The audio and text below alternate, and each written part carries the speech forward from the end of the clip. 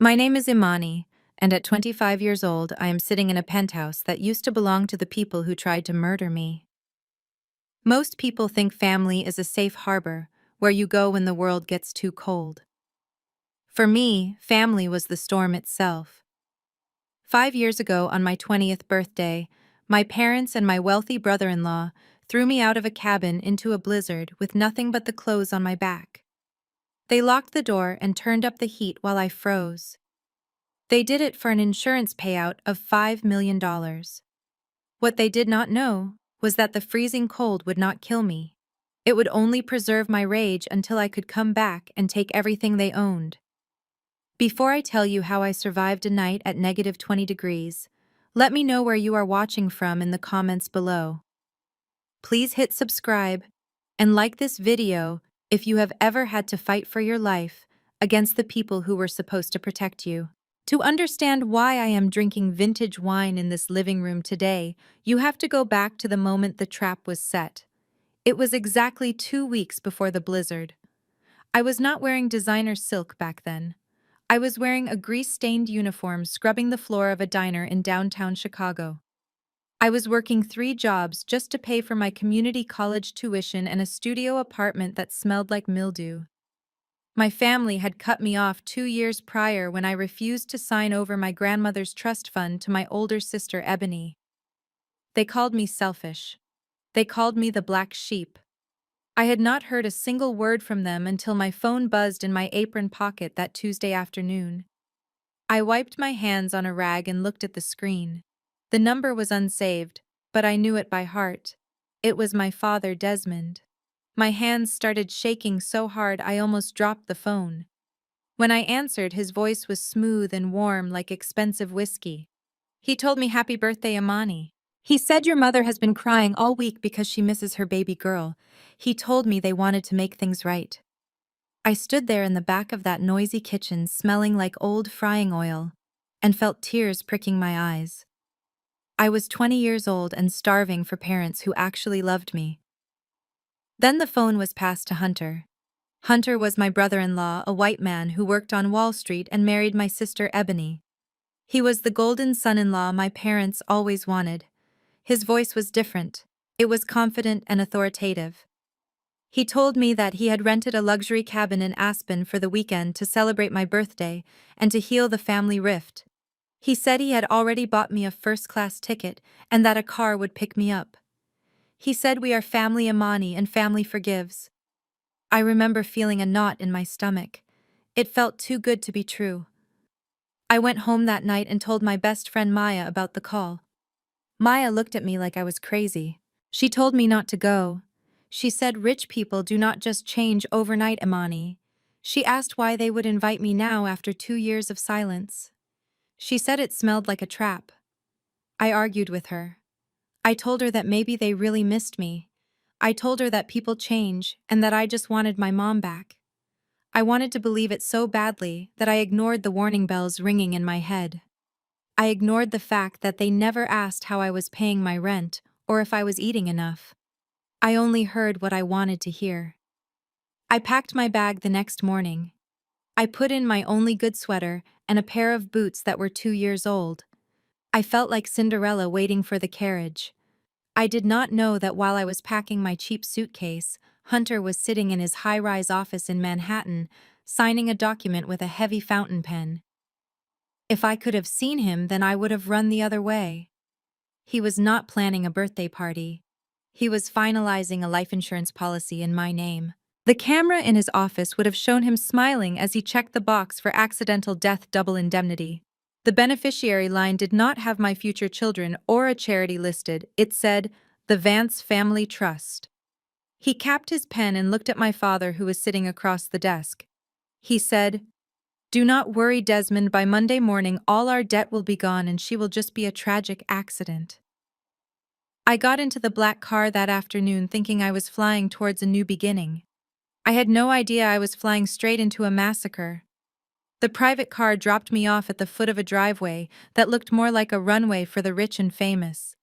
The cabin was a massive structure of timber and glass perched on the edge of a cliff.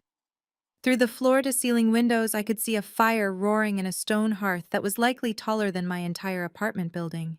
The snow was already falling heavily, transforming the world into a blur of white, but inside that house, everything glowed with a golden warmth. I took a deep breath and tightened my scarf. I told myself that this was a fresh start. I told myself that the knot in my stomach was just hunger and not a premonition. When I walked through the heavy oak double doors, the heat hit me first, smelling of pine and expensive vanilla candles. My mother Patricia was sitting on a white leather sofa holding a glass of Chardonnay. She did not stand up to hug me. She just tilted her head and looked at my boots. They were scuffed at the toes and wet from the snow. Her gaze moved up to my coat, which I had bought second-hand. She sighed loud enough for me to hear from the entryway. "You are tracking slush onto the hardwood, Amani." That was her first sentence to me in 2 years. Not hello, not happy birthday. Just a complaint about the floor. My sister Ebony was sitting across from her, surrounded by orange Hermes boxes. She looked up and flashed a smile that did not reach her eyes. She looked immaculate in a cashmere sweater that probably cost more than my tuition. "Look who finally decided to grace us with her presence," she said. She held up a small crocodile skin handbag. "Hunter just bought this for me as a pre-trip gift. Do not touch it, please. Your hands look greasy." She went back to admiring the bag, completely dismissing my existence. I stood there feeling small and foolish, holding my battered suitcase. I wanted to turn around and walk back out into the snow right then. But then Hunter walked in from the kitchen.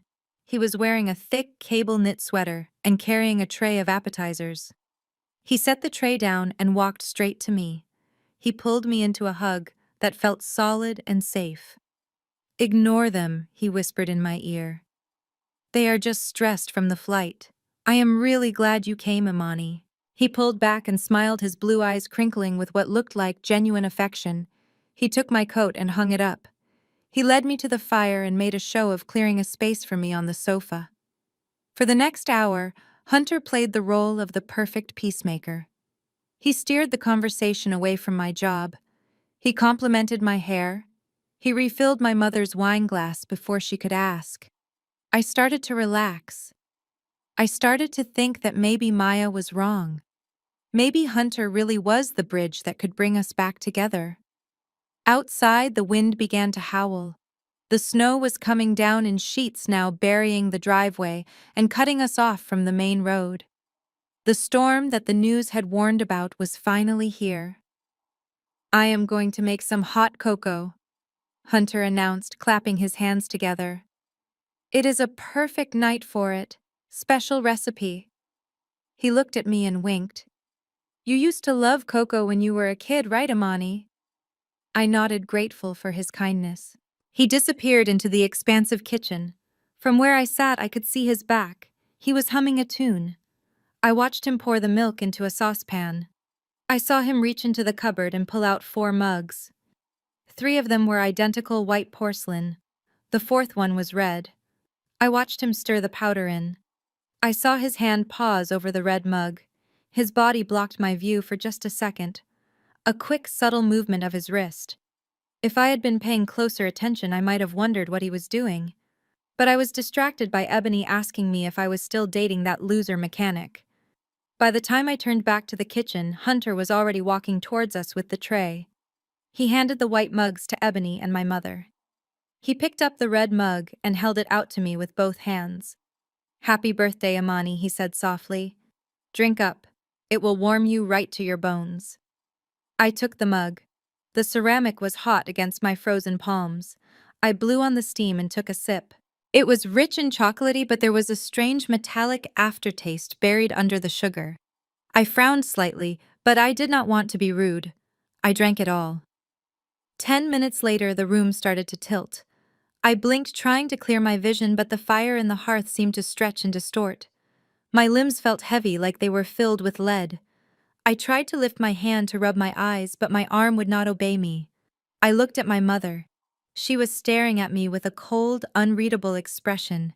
She was not drinking her cocoa. Neither was Ebony. I tried to speak.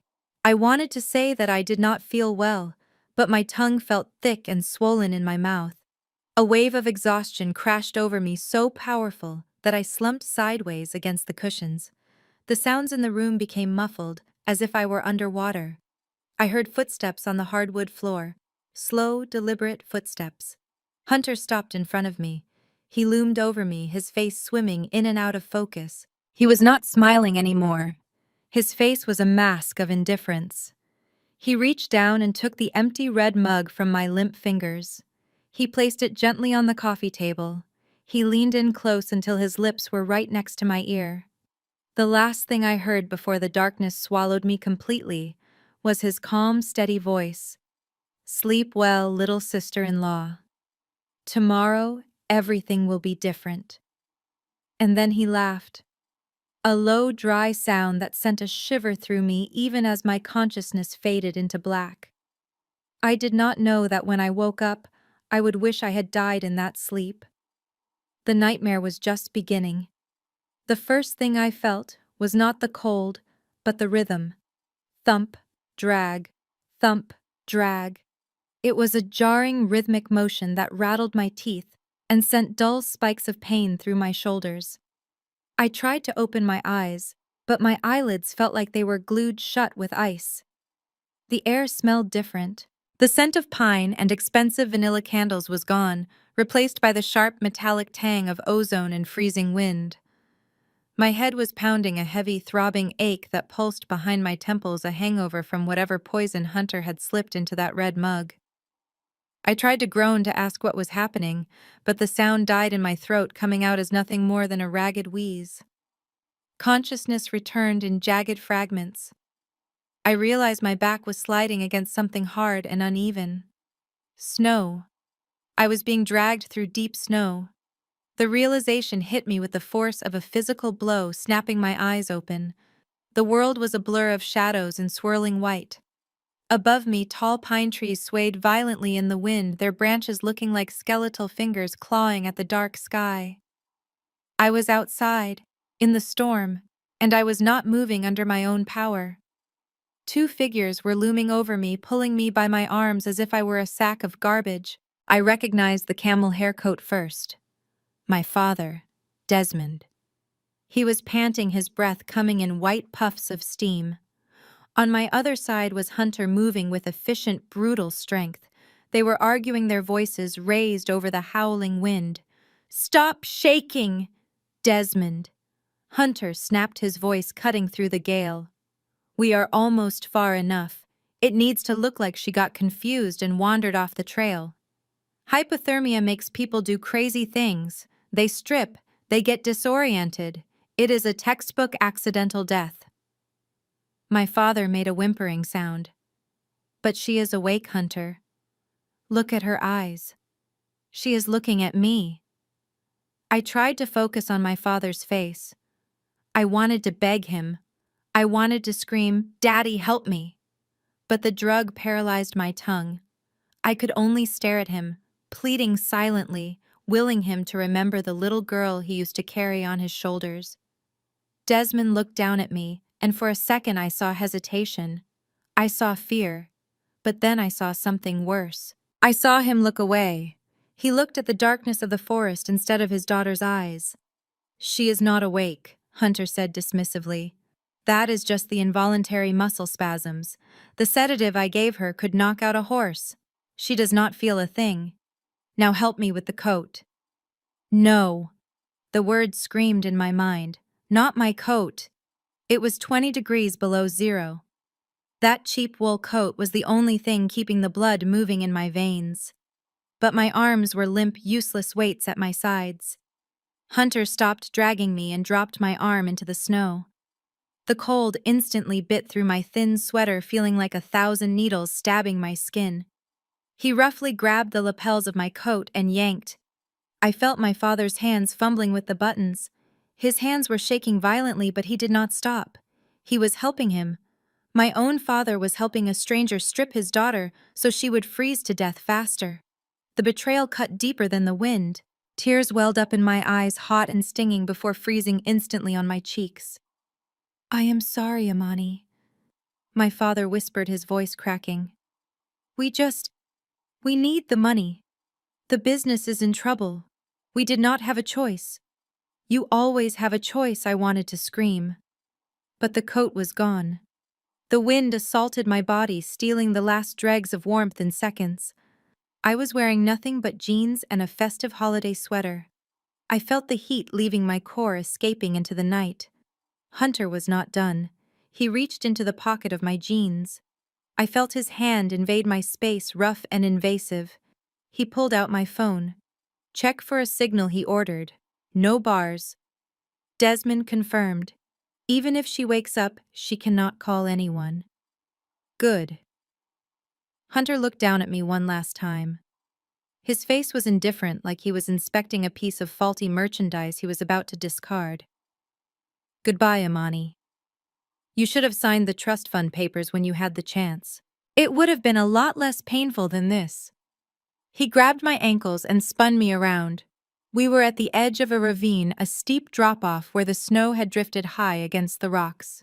With a grunt of effort, he shoved me. The world spun. I tumbled down the embankment, hitting rocks and hidden roots. Snow filled my mouth, my nose, my ears. I rolled and crashed until I came to a stop at the bottom of the gully, half buried in a drift. The impact knocked the wind out of me, leaving me gasping for air that felt like broken glass in my lungs. I lay there broken and freezing, unable to move. High above me on the ridge, I saw two silhouettes standing against the gray sky. They watched for a moment, making sure I did not get up. Then they turned around. I heard the crunch of their boots fading away. Then came the sound of a car engine starting. It roared to life, a powerful, expensive sound that cut through the storm. I saw the red glow of taillights wash over the snow at the top of the ridge, bathing the forest in the color of blood. And then the lights faded. The engine noise grew distant until it was swallowed by the wind. They were gone. My family had left me. They had driven back to the warm cabin, to the fire, to the wine. They would probably practice their fake tears for the police report while I lay here, my heart rate slowing down, the cold creeping into my bones like a slow-acting poison. I was alone in the dark, and for the first time in my life, I truly understood what it meant to be an orphan. The cold was terrifying, yes, but the fire of hatred that ignited in my chest was the only thing keeping me warm. They thought this was the end of my story. As I watched the last snowflake drift down onto my eyelashes, I swore to myself that if I survived this night, it would only be the beginning of theirs. I do not know how long I lay at the bottom of that ravine. Time had lost its meaning, measured only by the rhythmic stinging of the snow hitting my face. The darkness was absolute, heavy and suffocating, pressing down on my chest like a physical weight. My body had stopped shivering. That was the most terrifying part. I had read somewhere that when you stop shivering, it means your body has given up the fight. It means the end is close. I could feel a seductive warmth spreading through my limbs, a hallucination that whispered to me to just close my eyes and sleep. It would be so easy. Just let go. But then a flash of anger pierced through the fog in my brain. It was hot and sharp. I saw Hunter's face. I saw the indifference in my father's eyes. They were probably back at the cabin now, pouring another glass of wine, toasting to their newfound wealth. They were banking on me dying quietly in the dark. If I closed my eyes now, I was signing the check for them. No. I gritted my teeth, forcing my jaw to move. I am not going to die. Not like this. I rolled onto my stomach. The movement sent a bolt of agony through my ribs, but pain was good. Pain meant I was still alive. I dug my fingers into the frozen earth beneath the snow and pulled. I dragged myself forward, inch by inch, a broken creature clawing its way through hell. My jeans were frozen stiff, scraping against my skin like sandpaper. Ahead of me, through the swirling white chaos, I saw a shape. It was rectangular and rigid, darker than the trees. A structure. It looked like an old abandoned ranger station or maybe a tool shed left behind by loggers. It was barely standing, the roof sagging under the weight of the snow, but it was shelter. I do not remember reaching the door. I only remember collapsing against the rough wood, my strength finally failing. I tried to knock, but my hand was a useless lump of ice. I slumped forward, my forehead resting against the doorframe, and waited for the end. Suddenly, the door was wrenched open. Light spilled out dim and orange, accompanied by a blast of heat that felt like a physical blow. A figure loomed over me, bundled in layers of rags. Distinct smell of wood smoke and unwashed wool hit me. Strong hands grabbed the collar of my sweater. I was not lifted gently. I was dragged across the floorboards, the wood scraping against my numb legs. The door slammed shut behind me, cutting off the howl of the wind. "You are not dying on my watch, girl." The voice was raspy, like gravel grinding together. I felt rough hands on my face, slapping my cheeks. "Wake up. Do not you dare fade out on me." I forced my eyes open. A woman was kneeling over me. Her face was weathered, mapped with deep lines of hardship, her gray hair matted under a dirty beanie. I knew that face. It was the woman from the bus station, the one I had given my last $5 to before I left Chicago, Ms. Hattie. She did not offer me pity. She went to work with a brutal efficiency. She grabbed my hands and began to rub them vigorously, the friction burning my frozen skin. It hurt. It hurt so much I wanted to scream, but my throat was too dry. "Stop," I croaked weakly. "Shut up," she snapped. "Not stopping. If I do not do this, you lose the fingers." "Do you want to lose the fingers?" She reached for a bottle of dark liquid sitting near a small rusty wood stove in the corner. She uncorked it with her teeth and pressed it to my lips. "Drink. It is practically jet fuel, but it will start your heart again." I gagged as the liquid hit my tongue. It burned all the way down, exploding in my empty stomach. But she was right. I could feel the blood beginning to pump, sluggish and painful, returning to my extremities. Hattie sat back on her heels, watching me with sharp, intelligent eyes. "You are the girl from the station, the one with the kind eyes. I told you not to trust the wolves, did I not?" I nodded slowly, tears leaking from my eyes. Not from sadness, but from the sheer agony of thawing out. "My family," I whispered. They threw me out." I figured Hattie said, throwing a ragged blanket over my shoulders. "Nobody ends up in a ravine in a blizzard by accident. Not dressed like that." I sat up, clutching the blanket, my body trembling violently as the feeling returned. I looked down at myself. I was wearing the oversized dress shirt I had put on under my sweater for dinner. It was one of Hunter's old shirts he had given me when I spilled coffee on mine a year ago. It was high-quality cotton, pale blue. Hattie's eyes dropped to the shirt. Her expression changed instantly. The pity vanished, replaced by a look of pure, cold hatred. She reached out her finger, tracing the small embroidered logo on the pocket. A stylized V, intertwined with a C. "Where did you get this shirt?" Her voice was a low growl. My brother-in-law gave it to me." I stammered, confused by her intensity. "Why Vance Capital?" Hattie whispered the name like a curse. I stared at her. "How do you know that name?" Hattie let out a bitter, dry laugh. She stood up and walked to the small window, looking out into the storm. "You think I was always a homeless woman living in a shack, girl? You look at me and you see trash. But 5 years ago I was wearing silk suits just like the man who owns that shirt." She turned back to me, her eyes blazing in the dim light. "I was the head forensic accountant for Vance Capital for 15 years. I knew where every single penny was buried. I knew about the offshore accounts. I knew about the Ponzi schemes they used to rob pension funds." My heart stopped. Hunter worked for Vance Capital. He was a senior partner. "I found the discrepancies." Hattie continued, her voice trembling with suppressed rage. "I went to the board. I thought I was doing the right thing. 2 days later, they planted drugs in my car. They wiped my bank accounts. They ruined my reputation so thoroughly that I could not get a job sweeping floors. They took my house. They took my life. And the man who signed off on my termination, The man who smiled while he destroyed me. She pointed a shaking finger at the logo on my chest. Hunter Vance. Or Hunter Phillips, as he calls himself now. He married into a respectable family to clean up his image, didn't he? I sat there stunned into silence. The pieces of the puzzle slammed together in my mind with a deafening click. Hunter wasn't just a greedy husband. He was a professional predator.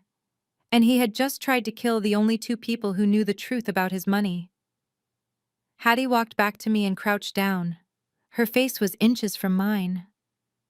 "They are coming for you," she said. "If they find out you are alive, they will finish the job. But if you are willing to fight, I can show you where the bodies are buried, literally and figuratively." I looked at the woman who had saved my life. I looked at the fire burning in the stove, and for the first time since I woke up in the snow, I didn't feel cold anymore. "I am listening," I said. "Tell me everything." 3 days passed inside that wooden shell of a cabin. The storm outside had died down to a whisper, but the storm inside me was just beginning to rage. My frostbite was healing, leaving my skin raw and peeling, but the cold had done something permanent to my heart.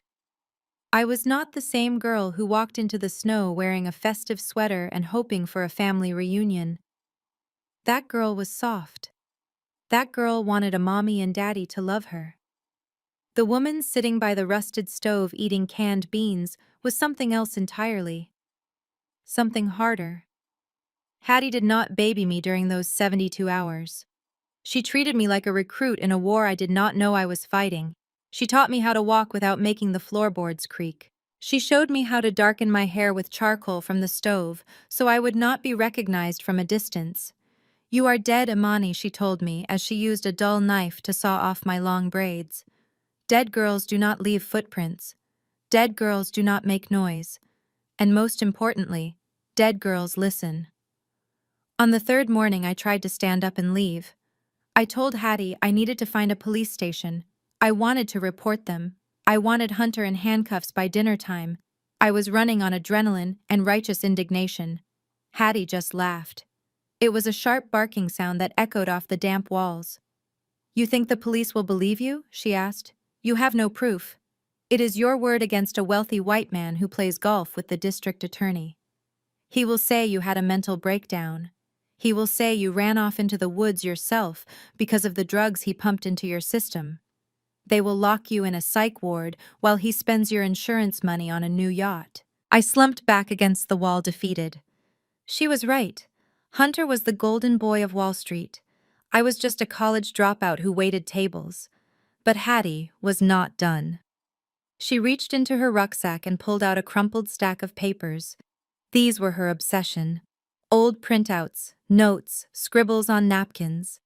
She laid them out on the dusty floor like a war map. "Look at the dates," she said, pointing to a column of numbers with a dirt-stained fingernail. "Hunter is not just a murderer, Imani. He is a thief. He has been running a Ponzi scheme at Vance Capital for 5 years. He takes money from new investors to pay off the old ones. It is the oldest trick in the book. But the market crashed last month. The stream of new money dried up. He has a $5 million hole in his ledger, and the federal auditors are scheduled to visit his firm next week."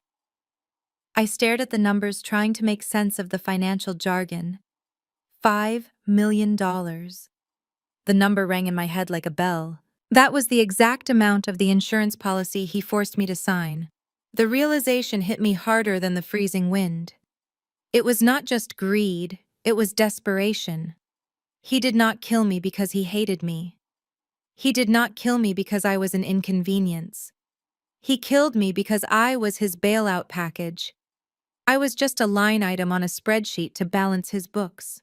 My life was the price of his freedom. "He thinks he is a genius," Hattie said, her voice dripping with venom. "He thinks he can plug the hole with your blood money before anyone notices. If you go back now alive and breathing, he goes to prison for attempted murder, maybe for a few years. He will hire expensive lawyers and get out in 2. But if you stay dead for a little while longer, we can take everything. We can expose the fraud. We can strip him of every dime. We can make sure that when he finally goes to jail, he goes as a pauper, not a prince. I looked at the papers, and then I looked at the fire dying in the stove. I thought about my mother stepping over my body to get to the warmth of the cabin. I thought about my father holding me down while Hunter stripped my coat. Justice was not enough anymore. I did not just want them punished. I wanted them destroyed. I wanted them to feel the same cold terror I felt in that ravine. I looked at my reflection in the dark window glass. Short, choppy hair, hollow cheeks, eyes that looked like burnt coal. Imani the barista was gone. I turned to Hattie and nodded slowly. "How do we start?" I asked. Hattie smiled for the first time since I met her. It was a terrifying smile full of sharp teeth and bad intentions. "First we let them bury you," she said.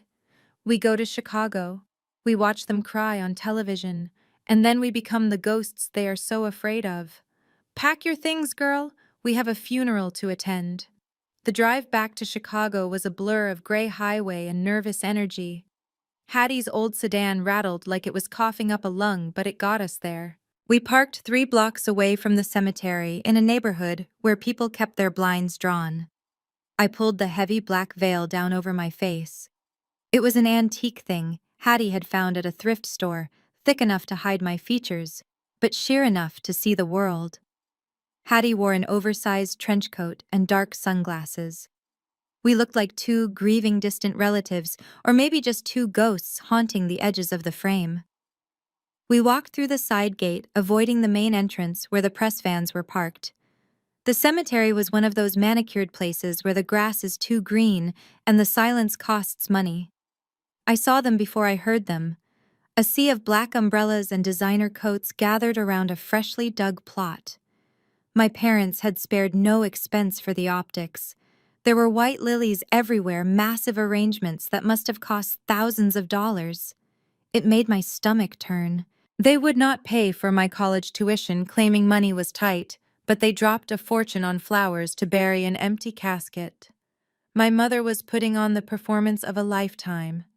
She was clinging to my father, sobbing into a lace handkerchief. I could hear her wails from 50 yards away, behind the cover of a large oak tree. "My baby," she screamed.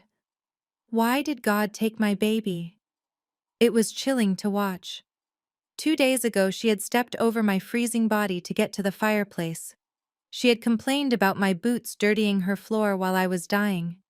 Now she was playing the role of the devastated matriarch perfectly. The cameras were flashing, capturing every tear. That was the point, was it not? If the grieving mother looks sad enough, no one asks to see the autopsy report. No one asks why the body was never recovered. Then Hunter stepped up to the podium. He looked dashing in a sharp black suit, his face solemn and composed. He did not cry. He played the strong, stoic protector. He spoke into the microphone, his voice carrying over the wind. He talked about how much I loved nature. He told the crowd that I died doing what I loved, hiking in the mountains. It was a lie so bold it almost sounded like truth. He talked about healing and moving forward. I knew exactly what moving forward meant to him. It meant cashing the $5 million check and erasing his debt. But it was not Hunter's lies that made my blood boil. It was Ebony. She stood next to the grave, looking bored, checking her phone behind her purse. When she looked up, the sunlight caught something around her neck. My breath hitched. She was wearing them. Grandma's pearls. The single strand of South Sea pearls that Grandma left specifically to me in her handwritten will. The ones Ebony had tried to steal for years, claiming they suited her complexion better. She was not just burying me, she was looting my corpse before the dirt even hit the ground. The rage hit me like a physical blow. I forgot about the plan. I forgot about being dead. I just wanted to rip those pearls off her neck. I took a step forward, stepping out from behind the tree. My hands balled into fists. I was going to scream. I was going to march down that hill and tell everyone right there that they were murderers. I wanted to see the fear in their eyes. A hand clamped down on my arm like a steel vise. Hattie yanked me back behind the rough bark of the oak tree. "Stop," she hissed. Her voice was low and hard. "Look at them, Imani. Look at the police officers standing by the gate. Look at the lawyers." I struggled against her grip, tears of frustration hot in my eyes. "They are stealing my life," I whispered. "She is wearing my necklace, Hattie." Hattie shook her head, her grip tightening. "If you go out there now, you are just a hysterical girl who got lost in the snow. They will spin it. Hunter will say you are crazy. He will say the cold damaged your brain or that you are on drugs. And then they will lock you away in a psych ward where no one can hear you scream." She turned my face toward her, forcing me to look into her relentless eyes. "You do not hunt a viper by stepping on its tail. You wait until it exposes its neck. Then you cut off the head." I looked at her, and then I looked back at the grave. Hunter was throwing a handful of dirt onto the coffin, a coffin that contained nothing but rocks to simulate the weight of a body. Hattie was right. Emotional outbursts were for victims. I was not a victim anymore. I was the executioner. I took a deep breath, inhaling the cold cemetery air. I forced my hands to unclench. "Okay," I said. "Let them have their show. It is the last happy day they will ever have." We turned and walked away, leaving my old life buried in the ground. As we walked back to the car, I did not look back. I had a lot of work to do. And the first step was to become the ghost they were so afraid of. The cemetery was behind us, but the real digging was just beginning. Hattie drove us to the south side of the city, to a place called The Connection.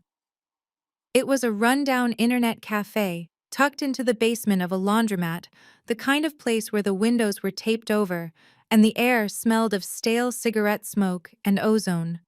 It was perfect. No cameras, no questions, just rows of humming computers and a connection speed fast enough to bring down an empire. I pulled my hood up and sat at a terminal in the far corner. Hattie stood guard by the vending machine, her eyes scanning every person who walked through the door. I cracked my knuckles and looked at the glowing screen. My family thought they knew me. To them, I was just Imani, the failure, the girl who dropped out of college to wait tables and scrub floors. They thought the extent of my ambition was learning how to do acrylic nails at the local beauty school. They used to laugh about it at dinner parties, making jokes about how I was destined to spend my life touching other people's feet. What they did not know was that I never dropped out. I transferred to online night classes. I was not studying cosmetology. I was studying cybersecurity. While they were sleeping in their silk sheets, I was awake at 3 in the morning learning how to breach firewalls, encrypt data, and trace digital footprints. They thought I was helpless. They had no idea they had locked a hacker out of the house and given her a reason to break back in. I opened a command prompt. The black screen with its blinking green cursor felt like home. My target was the cloud server for Vance Capital, specifically Hunter's private executive account. A man like Hunter Vance does not keep his secrets in a filing cabinet. He keeps them in the cloud, protected by expensive software that he thinks is invincible. But Hunter has a fatal flaw: arrogance. He thinks he is the smartest person in every room. I bypassed the initial firewall in under 10 minutes. It was standard corporate security designed to keep out amateurs, not someone with a personal vendetta. Then came the password encryption. I paused, thinking like him. A man like Hunter would never use a random string of characters. He is too narcissistic. I tried the name of his yacht. Access denied. I tried his date of birth. Access denied. Then I remembered something he said at the cabin about how he was the king of his own world. I typed in Midas Touch 88. Access granted. The screen flooded with folders. I did not waste time looking at his stock portfolios or his client lists. I went straight to the folder marked Personal Correspondence. I filtered the search for my father's email address. The results loaded instantly, a long list of threads dating back 6 months. I clicked on the most recent one, dated 3 days before the trip to Aspen. My heart hammered against my ribs as I read the subject line, Solution to the Debt. I opened it. The email was from Hunter to my father Desmond. It was short, brutal, and devoid of any humanity. It read, "Desmond, stop panicking. The insurance policy is active as of this morning. $5 million. Once the payout clears, I will wire the $500,000 directly to your bookie. Your knees are safe. You keep the house. We just need to get her to the cabin." I felt bile rise in my throat. I had to cover my mouth to keep from screaming. $500,000. That was the price tag on my life. My father had not just gone along with Hunter's plan because he was weak. He had sold me to pay off a gambling debt. All those nights he came home late, claiming he was working, he was actually at the casino betting away our future. And when the loan sharks came calling, he threw his own daughter to the wolves to save his own skin. I clicked on the next email, a reply from my father. I prayed to see some hesitation, some resistance, but all it said was, "Are you sure it will look like an accident? I cannot go to jail, Hunter. Patricia is asking questions." There was no remorse, only fear of getting caught. I felt a tear slide down my cheek, hot and angry. I wiped it away furiously. I was done crying for them. I was looking at the anatomy of a murder written in black and white pixels. I kept digging. I found more. Emails between Hunter and a corrupt actuary discussing how to expedite the death certificate claim without a body. Messages to Ebony telling her to start looking at vacation homes in the south of France. They were already spending the money. They were carving up my corpse and feasting on it. I plugged in a flash drive Hattie had given me. I downloaded everything. Every email. Every bank transfer. Every damning word. The progress bar moved agonizingly slow, or maybe it was just my heart racing too fast. 90%, 95, done. I pulled the drive out and slipped it into my bra right next to my beating heart. I had the smoking gun. I had the motive. But Hattie had told me this was not enough. To truly destroy them, to strip them of everything, we needed one more thing. We needed the one document that Hunter had buried deeper than any email. We needed my grandmother's original will. I closed the browser and wiped the history. I stood up my legs, feeling steady and strong. I walked over to Hattie. She looked at my face and she knew. She did not ask what I found. She just handed me a bottle of water. "You got him?" she asked. I nodded, my voice cold as ice. "I got all of them. Hunter is paying off Dad's gambling debts. They are all in on it." Hattie nodded grimly. "Good. Now we go to the records office. It is time to find out what your grandmother really left you. Because I have a feeling $5 million is just the tip of the iceberg." We walked out of the internet cafe and back into the gray city afternoon. I touched the flash drive hidden against my skin. It felt heavy, loaded with the weight of their sins. They thought they had buried me in the snow. They were wrong. They had just planted a seed, and now the harvest was coming. The city records office was a tomb of forgotten secrets located in the basement of the municipal courthouse. It smelled of mildew dust and decaying paper. While the internet cafe had been my battlefield, this was Hattie's domain. She walked through the fluorescent-lit corridors, not like a homeless woman, but like the executive she used to be. She led me straight to the desk of an elderly archivist named Mr. Henderson. When he looked up and saw her, his eyes widened behind his thick glasses. He did not see the rags. He saw an old friend. He slid a key across the counter without asking a single question.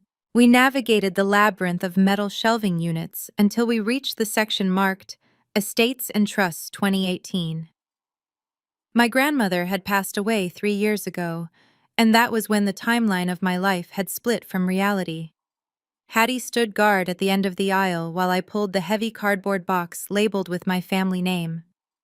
My hands were trembling, not from cold this time, but from the terrifying anticipation of truth. I opened the box. Inside were stacks of legal documents, deeds and tax filings. I dug past the mundane paperwork until I hit the bottom. There, sealed in a thick manila envelope, was the last will and testament of Rosewood Vance. The seal had been broken, likely by my father years ago. I pulled out the document.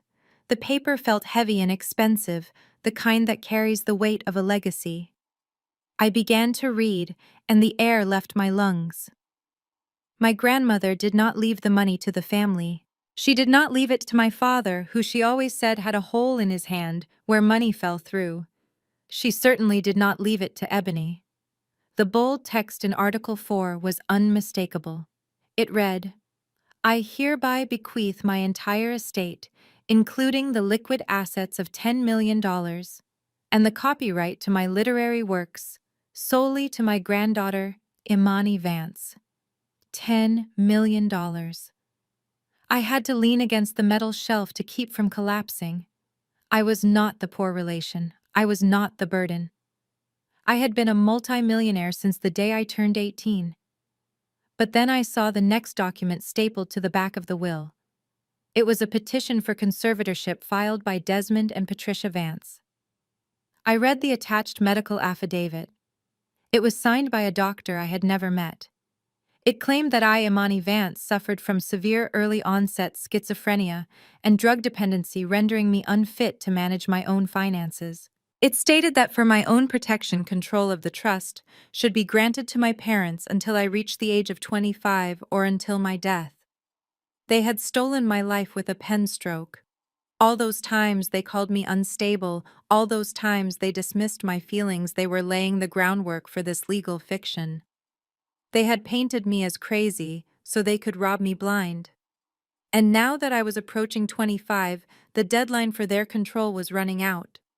That was why they needed the trip to Aspen. That was why they needed the blizzard. They could not let me reach the age where the money became mine legally.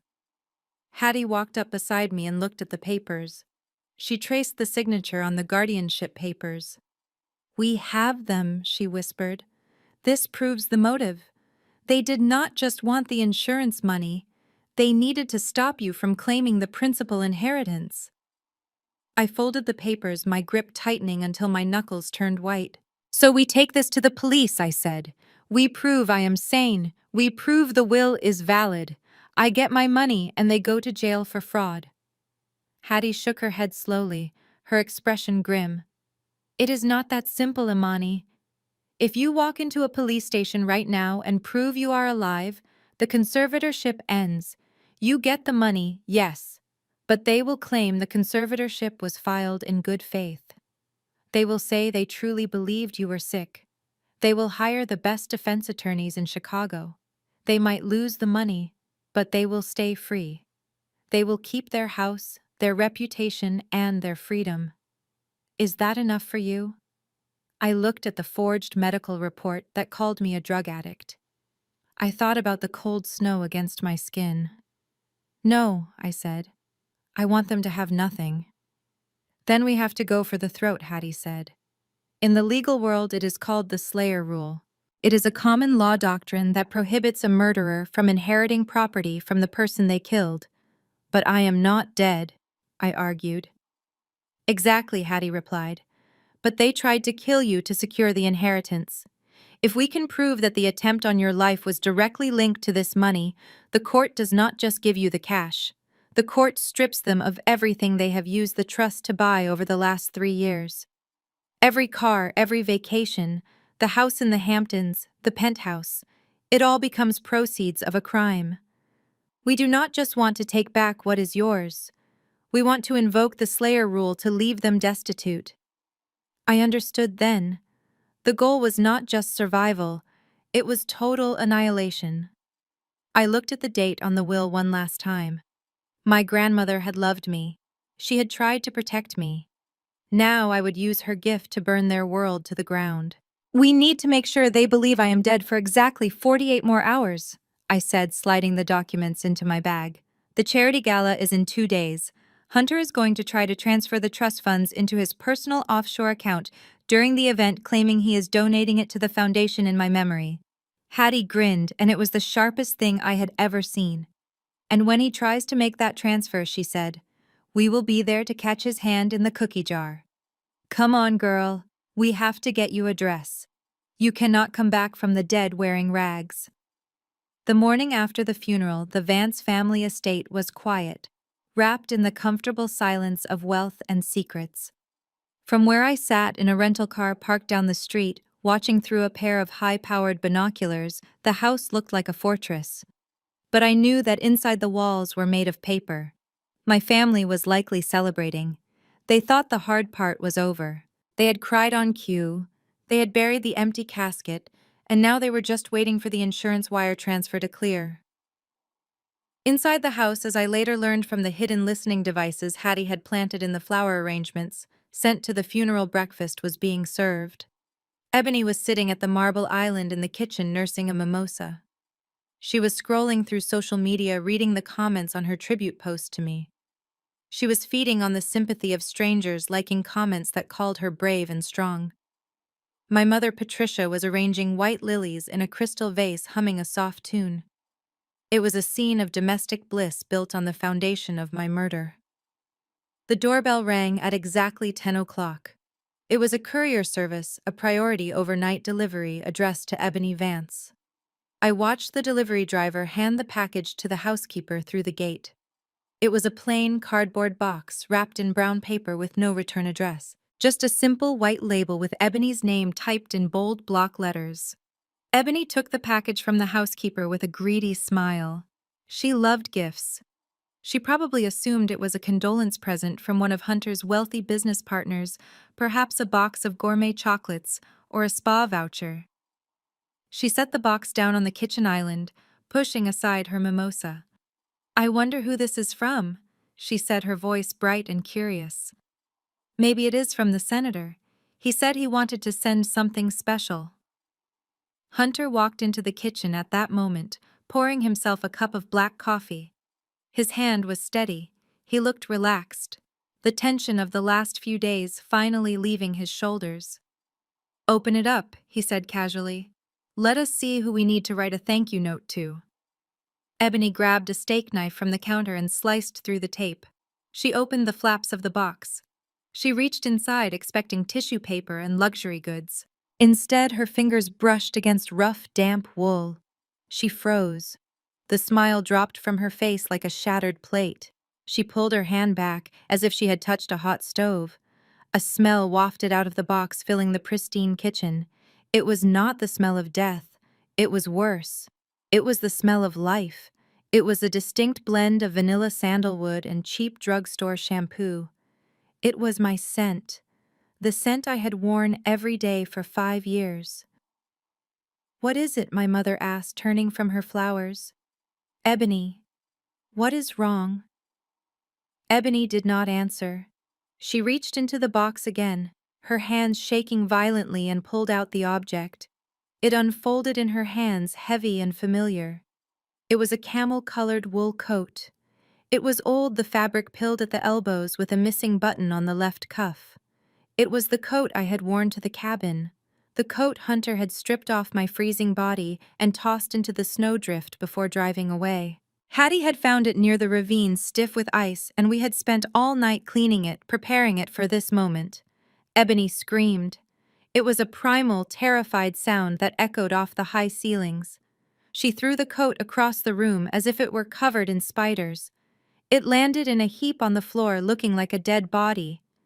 "It is hers!" Ebony shrieked, backing away until she hit the refrigerator. "It is Imani's coat. I saw him take it off her. I saw him leave it in the snow. Why is it here? How is it here?" Hunter dropped his coffee mug. It shattered on the floor, sending hot liquid splashing onto his expensive Italian loafers. He stared at the coat, his face draining of color. For the first time, the mask of the arrogant Wall Street shark slipped. He looked like a scared child. He walked over to the coat, slowly stepping over the broken ceramics. He knelt down and touched it. It was cold. "This is impossible," he whispered. I left this miles away from the main road. The snow should have buried it." He picked it up, searching the pockets. He turned it inside out, looking for a note, a threat, anything to explain how this object had traveled from a ravine in Aspen to a kitchen in Chicago. But there was nothing. No paper, no message. Just the overwhelming scent of vanilla and the terrifying reality of its presence. "Someone is messing with us," my mother cried, clutching her chest. Is it a blackmailer? Did someone see you, Hunter? Oh my God, did someone see you do it? Shut up, Patricia Hunter snapped, but his voice lacked its usual authority. It wavered. He stood up, clutching the coat in his fist. It is just a prank. Some hiker probably found it and saw the missing person flyers. They mailed it back. That is all. To our home address, Ebony yelled, her eyes wide and manic. The flyers only had the police station number, Hunter. How did they get our address? And why does it smell like her? It smells like she just took it off. Hunter did not have an answer. He threw the coat into the trash compactor and slammed the door shut, as if he could crush the memory of what he had done. He turned to his wife and mother-in-law, trying to regain control. We are not going to panic, he said, but I could see his hands trembling at his sides. He poured himself a glass of whiskey, abandoning the coffee. It is 10 a.m., and he was already needing a drink to steady his nerves. It is a coincidence, Hunter insisted, taking a large gulp of the amber liquid. Just a sick coincidence. Imani is dead. I saw her body stop moving. Nobody survives a night in that temperature. Nobody. He was trying to convince them, but mostly he was trying to convince himself. Outside in the car, I lowered the binoculars and smiled. The seed was planted. They were not dealing with a legal threat yet. They were dealing with a haunting. And ghosts are much harder to kill than people. I signaled Hattie to start the engine. We had delivered the first message. Now it was time to turn up the heat. Hunter Vance thought he was untouchable in his ivory tower. He was about to learn that even the highest towers can be brought down by the ghosts living in the basement. That evening, I sat in the darkness of a cheap motel room a few miles away from the estate, watching the live feed from the hidden cameras on my laptop screen. Hattie sat beside me eating takeout, but her eyes were glued to the monitor. We were about to ruin dinner. Inside the Vance mansion, the family was gathered around the mahogany dining table. The atmosphere was brittle enough to snap. My mother, Patricia, looked like a ghost herself. Her skin was pale, and her hands shook as she tried to cut her steak. She kept glancing at the empty chair where I used to sit during holidays before they exiled me to the kitchen. Hunter sat at the head of the table, pouring himself another glass of deep red wine. He had been drinking steadily since the coat appeared that morning. His tie was loosened, and his eyes were bloodshot. He was trying to maintain the facade of the patriarch, but the cracks were showing. Ebony was picking at her food, checking her phone every 30 seconds, likely deleting negative comments on her social media. My father, Desmond, just stared at his plate, looking like a man waiting for the executioner. They were all terrified, and they had every right to be. I opened the terminal on my laptop. I had compromised their smart home system hours ago. It was embarrassingly easy. Hunter had connected everything to a single hub for convenience: lights, security, sound system, and climate control. He thought he was living in the future, but he had just given me the keys to his house. I typed in a command and hit enter. In the dining room, the silence was broken not by a scream, but by a melody. Softly at first, then swelling in volume, a song began to play through the high-fidelity speakers embedded in the ceiling. It was "His Eye is on the Sparrow." It was the song I had sung as a solo in the church choir when I was 12 years old. The specific recording playing now was from an old family video, a digital file I had found on their server. My young, innocent voice filled the room, echoing off the cold walls. I watched their reactions. Patricia dropped her fork. It clattered loudly against the china plate. She looked up at the ceiling, her eyes wide with horror. Ebony froze her fork halfway to her mouth. Desmond looked like he was about to have a heart attack. Hunter slammed his wine glass down, spilling red liquid onto the white tablecloth like a fresh wound. "Turn it off," Hunter barked. "Who turned that on?" "Alexa, stop." But the digital assistant did not obey. My voice kept singing, rising to the crescendo. I typed another command.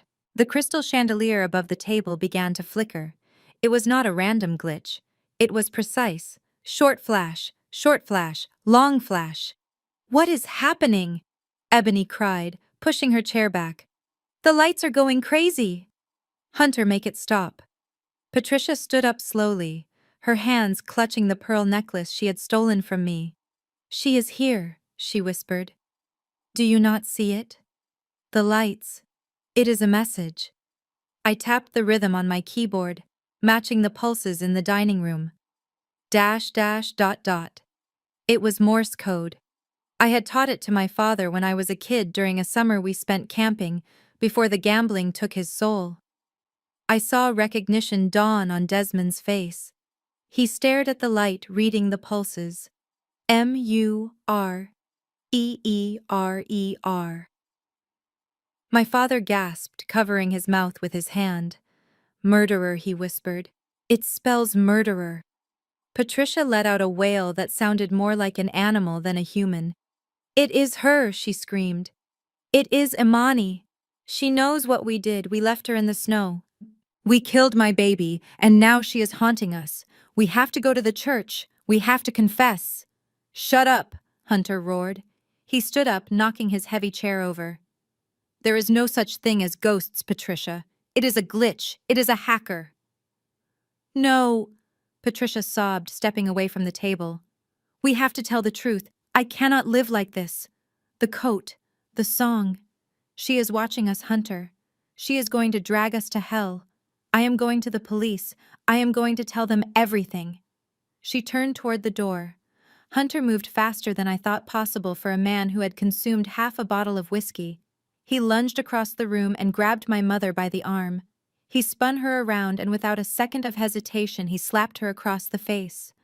The sound was sickeningly loud, a sharp crack that silenced the song and the flickering lights instantly.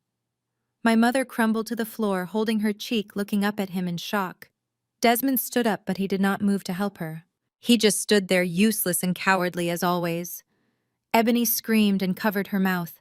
You will do no such thing, Hunter hissed, standing over my mother like a tyrant. You will not go to the police. You will not go to the priest. You will sit down and eat your dinner. Do you understand me? He looked around the room, his eyes wild and dangerous. There is no ghost. There is only $5 million coming into our account in 48 hours. Anyone who messes that up will answer to me. And trust me, freezing to death will look like a mercy compared to what I will do to you. My mother wept quietly on the floor, a broken woman realizing she had traded her daughter for a monster. The family was fractured. Hunter had shown his true face. He was not the savior. He was the jailer. And I had it all on tape. I closed the laptop, feeling a cold satisfaction. Phase 1 was complete. They were turning on each other. Now it was time to introduce them to the rest of the world. While my mother was weeping on the dining room floor, believing she was being haunted by a ghost, I was busy ensuring that Hunter had real-world demons to fight. Hattie and I had relocated to a 24-hour workspace in downtown Chicago, just a few blocks from the financial district. From here, I could look up at the steel and glass tower, where Vance Capital occupied the top 3 floors. It was a fortress of wealth built on lies and stolen pension funds. Hunter thought he was untouchable up there in the clouds. He thought he controlled the narrative. He was about to learn that gravity is the only law that truly matters on Wall Street. I sat at a sleek desk with my laptop open. On the screen was the private email address of Preston Sterling. Sterling was Hunter's biggest rival, a ruthless hedge fund manager who had been trying to acquire Vance Capital for years. Hunter hated him. He had once bragged at a family barbecue that he would rather burn his company to the ground than let Sterling see his books. That was exactly what I was counting on. I attached a single file to the email. It was not the entire database I had stolen. It was just enough to whet the appetite. It was a spreadsheet showing the discrepancies in the client accounts over the last quarter, specifically the $5 million hole that Hunter was desperately trying to plug with my life insurance money. I typed a simple subject line. The math does not add up. I hit send. I leaned back in my chair and watched the building across the street. It took exactly 14 minutes. I imagined Sterling opening the email on his phone, perhaps while having his morning coffee. I imagined the slow smile spreading across his face as he realized he finally had the smoking gun to destroy his enemy. Sterling did not call the police. That is not how these men operate. He called his friends at the Wall Street Journal. He called the Securities and Exchange Commission. He started the whispers that turn into avalanches. By noon, the first domino fell. I pulled up the live stock ticker for Vance Capital on my screen. It started with a small dip, a 3% drop, as rumors began to circulate on the trading floor. Then, a financial blog leaked a redacted version of the spreadsheet I had sent. The headline was brutal. Is Vance Capital the next Enron? The line on the graph plummeted. It was a vertical red streak that represented millions of dollars evaporating in seconds. The trading volume spiked as investors scrambled to dump their shares. I watched the chaos unfold with a cold, detached satisfaction. This was the money Hunter had killed for. This was the reputation he had protected by stripping me naked in a blizzard. Now it was worth less than the paper it was printed on. Inside the penthouse office on the 40th floor, Hunter was living a nightmare. I could not see him, but I could hear him. I had hacked into the sophisticated intercom system on his desk phone earlier that morning. The audio feed was crystal clear. "Get me legal on the phone now," Hunter screamed. His voice was raw with panic. "Why is the stock down 30 points? Who leaked this?" I heard the sound of glass shattering. He had likely thrown his coffee mug or perhaps a bottle of expensive scotch against the wall. His assistant was sobbing in the background, trying to apologize for things that were not her fault. "Mr. Vance, the SEC is online." "One," the assistant stammered. "They are announcing a formal audit." Hunter let out a roar of pure, unadulterated rage. It was the sound of a wounded animal cornered in a trap. "Hang up on them," he yelled. "Tell them it is a mistake. Tell them it is a clerical error. Get Sterling on the phone. I know he is behind this." I listened as he paced the room, his heavy footsteps thudding against the carpet. He was breathing hard, hyperventilating. His empire was crumbling, and he knew it. But a man like Hunter Vance does not accept defeat. He looks for someone to blame. He looks for a shield. I heard the beep of him dialing a number on his private line. I checked the call log on my screen. He was calling my father. Desmond picked up on the second ring. "Hello." His voice was shaking. He must have seen the news. "You old fool," Hunter hissed into the phone. His tone was venomous, stripped of all the fake politeness he usually used with his in-laws. "Did you talk to anyone? Did you tell anyone about the insurance policy?" "No, Hunter. I swear," Desmond stuttered. "I have not said a word. Patricia is a mess, but she has not left the house. What is happening? The news says you are stealing money." "Shut up," Hunter snapped. "Listen to me very carefully, Desmond. If this ship goes down, I am not going down alone. You signed the conservatorship papers. You signed the loan agreements for the house. On paper, you are a silent partner in the firm." There was a long, terrified silence on the other end of the line. "What are you saying, Hunter?" my father whispered. "I am saying that if the feds come knocking, I am going to tell them that I was manipulated by my gambling addict father-in-law," Hunter said, his voice deadly calm. "I will tell them you needed money to pay off the mob, so you pressured me to cook the books. I will tell them the insurance fraud was your idea. I have the emails, Desmond. I can make them look however I want." "You would not dare!" Desmond cried. "We are family." "Family is a liability," Hunter replied, cold as ice. "You have until the gala tomorrow night to keep your wife quiet and your mouth shut. If I go to prison, Desmond, you are coming with me, and you will not survive a week in there." Hunter slammed the phone down so hard the receiver cracked. I sat in the workspace staring at the audio waveform on my screen.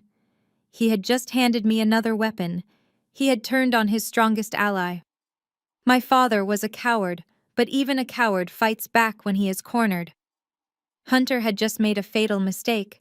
He thought he could bully everyone into submission. He did not realize that by threatening my father, he had just severed the last thread holding the family loyalty together. I saved the recording and closed the laptop. Hattie looked at me over the top of her newspaper. He is cracking, she observed. He is not just cracking, I said, standing up and pulling on my coat. He is exploding. And tomorrow night at the gala, we are going to light the fuse. Let us go, Hattie. I have a dress to buy. The sun had barely set, but the neon lights of the motel sign were already buzzing with an angry electric hum. Hattie and I were holed up in room 204, a cramped space that smelled of stale cigarettes and desperation. We were in the shadow of the train tracks, a part of Chicago where the police sirens were just background noise. I was pacing the worn carpet, clutching my backpack.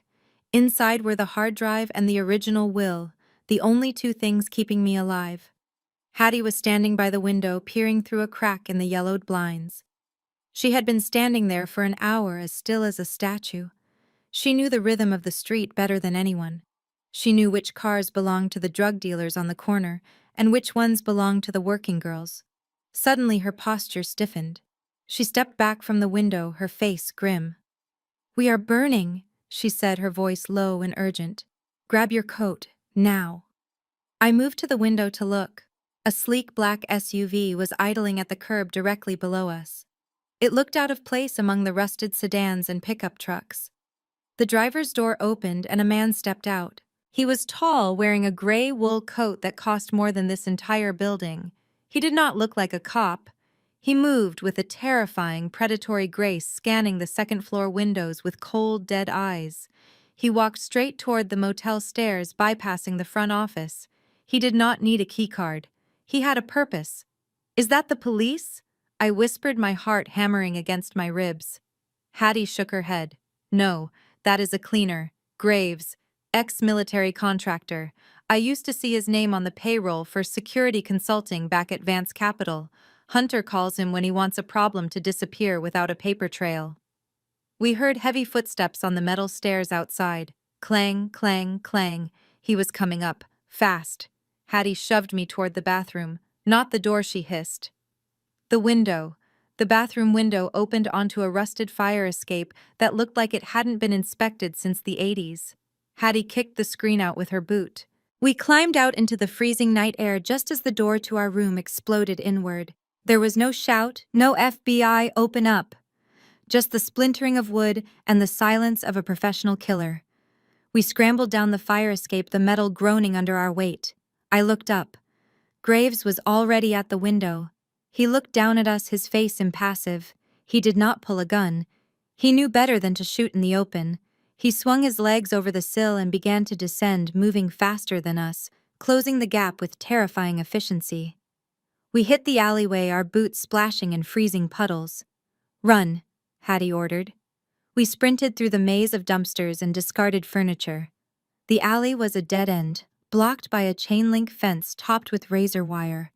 Panic clawed at my throat. We were trapped. I spun around. Graves dropped to the pavement 10 feet away from us. He straightened his coat and adjusted his cuffs. He looked at me like I was a spreadsheet error he was about to delete. "Imani Vance," he said, his voice smooth and flat. "Your brother-in-law is very disappointed in you. It is time to go home." He reached into his coat. I expected a gun, but he pulled out a syringe. He wanted to make it look like an overdose. Another tragic accident for the Vance family. Hattie stepped in front of me. She looked small and frail next to him, a homeless woman in a trench coat facing down a monster. But she was smiling. It was a dangerous, jagged smile. "You took a wrong turn, son," Hattie said. "This is not Wall Street," Graves sneered. "Move aside, old woman." Hattie put 2 fingers to her mouth and let out a sharp, piercing whistle. Suddenly, the pile of cardboard boxes next to Graves exploded. 2 massive pit bulls erupted from the trash, snarling and snapping. They were wild, hungry, and mean, the guardians of the junkyard next door. Hattie had been feeding them her leftover sandwiches for 3 days, earning their loyalty. Graves stumbled back, his professional composure shattering as 80 pounds of muscle slammed into his chest. He kicked out, catching one dog in the ribs, but the other clamped its jaws onto the sleeve of his expensive coat, dragging him down. "Go!" Hattie screamed, grabbing my arm. She pulled me toward a section of the fence that looked solid but was actually cut at the bottom, a homeless shortcut she knew from her days on the street. We scrambled through the opening, tearing our clothes on the wire. We burst out onto the main street, right next to where Hattie had parked her beat-up sedan. We dove inside. Hattie jammed the key into the ignition. The engine sputtered. "Come on," I begged. "Start." The engine roared to life just as a gunshot rang out. Thwip! The back window shattered. Graves had thrown off the dogs and was firing at us through the fence, abandoning all subtlety. Hattie slammed her foot on the gas. The car screeched away from the curb, merging into the evening traffic just as another bullet pinged off the bumper. I looked back, watching Graves shrink in the distance. He was standing on the sidewalk, dialing his phone. "He is calling Hunter," I whispered, shaking uncontrollably. "Let him call Hattie," said, her eyes fixed on the road. "Now Hunter knows we are not just running, we are fighting, and he just used his last card. He has no more moves, Imani. Tomorrow night we walk into that gala, and we end this." I touched the hard drive in my bag. The fear was still there, but it was hardening into something else. Resolve. Hunter had tried to kill me twice now. There would not be a third time. Tomorrow the prey would become the predator. The garage was little more than a corrugated tin shack hidden behind an abandoned auto body shop on the outskirts of the city. Hattie called it her safe house, but it looked more like a graveyard for rusted metal. We pulled the car in and killed the headlights. The darkness swallowed us instantly. The only sound was the ticking of the cooling engine and the distant wail of sirens that were thankfully moving away from us. My hands were still shaking from the encounter with the hitman, but Hattie was already moving. She did not waste time processing fear. She processed solutions. She walked over to a tarp in the corner and pulled it back, revealing the old battered sedan she had been driving the night she found me. The windshield was cracked and the front bumper was hanging off by a wire, but right there, mounted on the dashboard, was a small black device. The dash cam. It was an older model, the kind that looks like a cheap plastic toy, but Hattie treated it like the Hope Diamond. She popped the SD card out with a click that sounded incredibly loud in the silence. We sat on a stack of old tires in the corner, huddled around my laptop. The blue light of the screen illuminated our faces, making Hattie look like a witch casting a spell, and me like a ghost waiting to be summoned. I inserted the card. The laptop words struggling to read the outdated format. A folder appeared titled December 24th, Christmas Eve, the night I died. I hesitated, my finger hovering over the trackpad. I knew what was on this card, but knowing it and seeing it were two different things. Hattie put a hand on my shoulder. Her grip was firm, grounding. "You need to see this, Imani," she said softly. "You need to know exactly what we are fighting." I clicked the file. The video player opened. The footage was grainy and dark, illuminated only by the headlights of Hattie's car, cutting through the white wall of the blizzard. I watched the digital timestamp count up. The car was stationary. Hattie had parked it just off the logging road, hidden behind a cluster of pine trees. For the first few minutes, there was nothing but the swirling snow and the howling wind. It looked like static on an old television. Then lights appeared in the distance, red taillights. I stopped breathing. It was Hunter's Range Rover. It pulled into the frame and stopped about 20 yards away. The footage was blurry, but the silhouette of the vehicle was unmistakable. Two figures got out. I watched myself being dragged from the back seat. I looked limp, lifeless, a rag doll being discarded. Hattie reached over and turned the volume up to the maximum. The audio was distorted by the wind, but the camera's microphone was high quality, intended to capture license plates and conversations during traffic stops. The wind roared like a beast on the recording. Then a voice cut through the noise. It was sharp, clear, and terrified. It was my father. "She is not moving, Hunter. Oh God, she is not moving." Then came the voice that has haunted my nightmares for the last week. Hunter's voice. It was calm. It was the voice of a man discussing a stock trade, not a murder. "Stop whining, Desmond. It is the sedative. It slows the heart rate." I watched on the screen as Hunter shoved my body toward the edge of the ravine. I saw my father hesitate, holding my coat. I saw Hunter snatch it away and throw it into the snow. The visual was dark, but the audio was terrifyingly intimate. It felt like he was in the garage with us, whispering directly into my ear. "Check her breath," Hunter commanded on the tape. I saw my father lean down over my prone form. There was a pause. a long, agonizing silence where the only sound was the wind. I think I feel something, Desmond stammered. It is faint. Hunter, maybe we should. Is she dead? Hunter interrupted, his voice snapping like a whip. Desmond did not answer immediately. On the screen, I saw him look back at the warm car, then down at me. She is gone, he lied. Or maybe he believed it. Or maybe he just wanted it to be over. Good, Hunter said. Then throw her down. I watched my own body tumble over the edge and disappear into the darkness. I heard the crunch of the snow. I heard the car doors slam. I heard the engine roar as they drove away, leaving me to freeze. The video ended. The screen went black. I sat there in the cold garage, and for a moment I felt nothing. I was numb. Then the tears came. They were not the hot tears of panic or the silent tears of grief. These were cold tears. They slid down my face like melting ice. I was crying for the girl in the video. I was crying for the daughter who had looked up at her father and begged for help only to be thrown away like garbage. I was crying because I finally understood that they never loved me. Not even a little bit. I was just an obstacle to their wealth. Hattie did not tell me to stop crying. She handed me a rag to wipe my face. We got him, she said, her voice thick with emotion. That is conspiracy to commit murder. That is insurance fraud. That is a life sentence for both of them. I wiped my face. The sadness was evaporating, replaced by a cold, hard resolve. The girl who wanted her daddy's approval died in that ravine. The woman sitting in this garage was the executioner. Make 3 copies, I said, my voice steady and strong. 1 on the cloud, 1 on this drive, and 1 sent to a secure server in Switzerland. I stood up and smoothed down my clothes. I looked at the dark screen where my murder had just played out. Hunter wanted to know if I was dead, I said, staring at my reflection in the glass. Tomorrow night I'm going to walk onto that stage and give him the answer. I picked up the flash drive. It felt heavy in my hand. It was not just data. It was a weapon. And I was about to pull the trigger. We have the will. We have the video. We have everything. Hattie kicked the tire stack over and grabbed her keys. Then let us go get you that dress, she said. If you are going to rise from the dead, you might as well look like a queen when you do it. We walked out of the garage and into the night. The fear was gone. The hesitation was gone. All that was left was the mission. Hunter Vance had 48 hours to enjoy his freedom. I was going to make sure he spent the rest of his life remembering the sound of my voice. The hunt was over. The slaughter was about to begin. The next morning broke with a sky the color of bruised iron matching the mood inside our cramped safe house. Today was the day. The gala was scheduled for 7 in the evening at the Drake Hotel, one of the most historic and opulent venues in Chicago.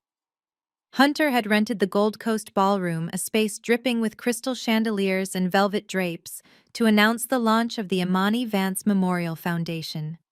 It was the perfect stage for his performance as the grieving brother-in-law, and it was the perfect stage for his execution. While Hattie was out securing the final piece of our wardrobe, I sat at the laptop preparing the bait. Hunter was currently drowning. His stock had tanked 40% in 24 hours. The SEC had announced a formal inquiry. His investors were calling for his head. He needed a miracle, and he needed it immediately. I was about to give him one. I drafted an email from a secure encrypted server routed through Zurich. I created a fictional entity called the Aurora Consortium, a private equity group known for high-stakes philanthropy. The email was addressed directly to Hunter's personal inbox. It stated that the Aurora Consortium had been moved by the tragic story of Imani Vance and wished to make a substantial contribution to her memorial foundation. The amount I typed into the subject line was $10 million. I hit send and switched immediately to the live feed from Hunter's home office. He was sitting at his desk, his head in his hands. He looked like a man on the brink of a total psychotic break. His tie was undone, his hair was disheveled, and there was a half-empty bottle of scotch sitting next to a stack of legal notices. When his computer chimed, he didn't even look up at first. He probably thought it was another lawsuit or another cancellation. Slowly, he reached out and clicked the mouse. I watched his face closely. He squinted at the screen. Then his eyes widened. He sat up straight, knocking his chair back. He leaned in, reading the email once, twice, 3 times. I saw a transformation happen in real time. The color returned to his cheeks. The slump in his shoulders vanished. A greedy, predatory grin spread across his face. $10 million, he whispered. I could hear him through the bug in his lamp. It is a bailout. It is a total bailout. He grabbed his phone and dialed his publicist. His voice was manic, vibrating with renewed energy. Sarah, listen to me, he barked. I just got a commitment for a $10 million donation to the foundation. Yes, tonight. The donor wants to present it live at the gala. It is a surprise. I need you to double the press list. Get CNN. Get the Financial Times. Get everyone.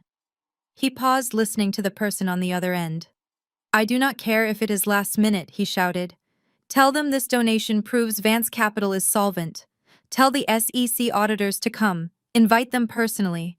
I want them to see me accepting a check that clears all our debts. This is the turnaround, Sarah. We are going to be heroes. I took off my headphones and leaned back. He had swallowed the hook, the line, and the sinker. He was not just inviting the media to witness his generosity. He was inviting the federal government to witness a crime. By inviting the SEC auditors, he was ensuring that when the truth came out, the people with the power to arrest him would be standing in the front row. Hattie walked in the door carrying a long garment bag. She looked at my face and smiled. He took it, she asked. He took it, I replied. He thinks a mysterious benefactor is coming to save his empire.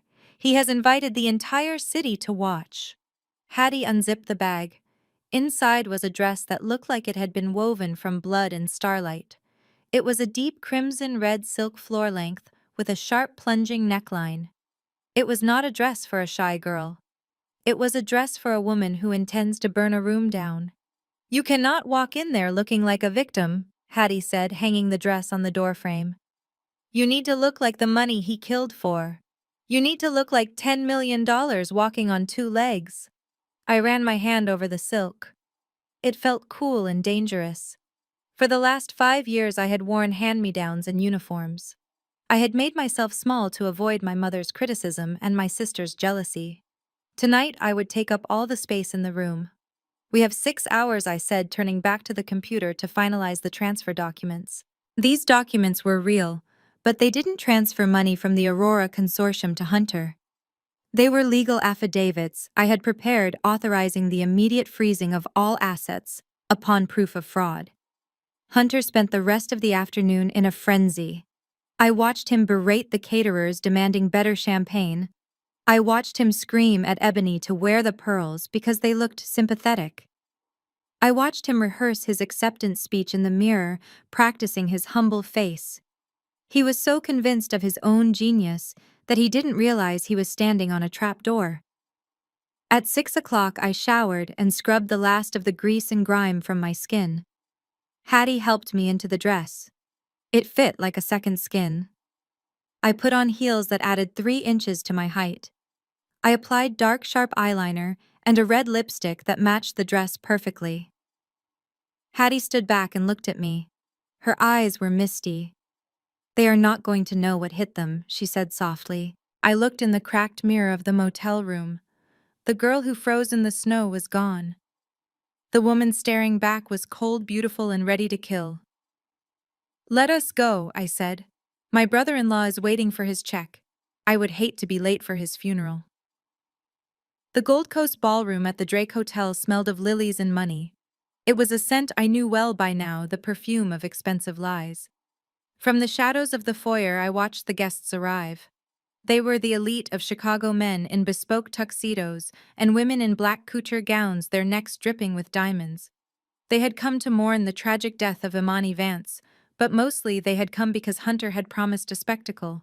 He had promised that tonight Vance Capital would rise from the ashes. Inside the room was bathed in amber light. A massive projection of my face, a photo taken from my high school graduation, hovered over the stage. It was surreal to see myself smiling down at the people who had erased me. In the center of the room, my family held court. They were putting on a masterclass in deception. My mother Patricia sat at the front table dabbing her dry eyes with a lace handkerchief. She looked frail, a broken woman, but I knew she had spent 3 hours in hair and makeup to achieve that perfect look of tragic beauty. Ebony sat next to her wearing a black dress that was cut too low for a memorial, clutching my grandmother's pearls like a talisman. She was scanning the room not for sympathy, but for photographers. And then there was Hunter.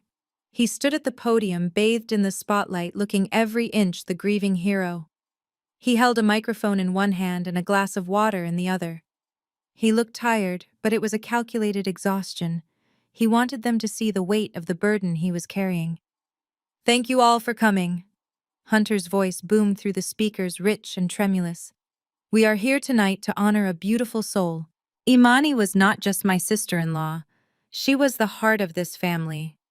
She was fragile, yes, and she struggled with her own demons, but she loved deeply." I listened from behind the heavy oak doors, my blood turning to ice. He was doing it again. Even in death, he was painting me as the broken one, the unstable girl who wandered into the snow because she was sick. He was rewriting my history to justify his crime. I looked at Hattie, who was standing beside me, in a sharp black suit, looking like my personal security detail. She nodded once. It was time. On stage, Hunter shifted gears. His voice grew stronger, more businesslike. But Imani would not want us to dwell in sorrow. She would want us to build.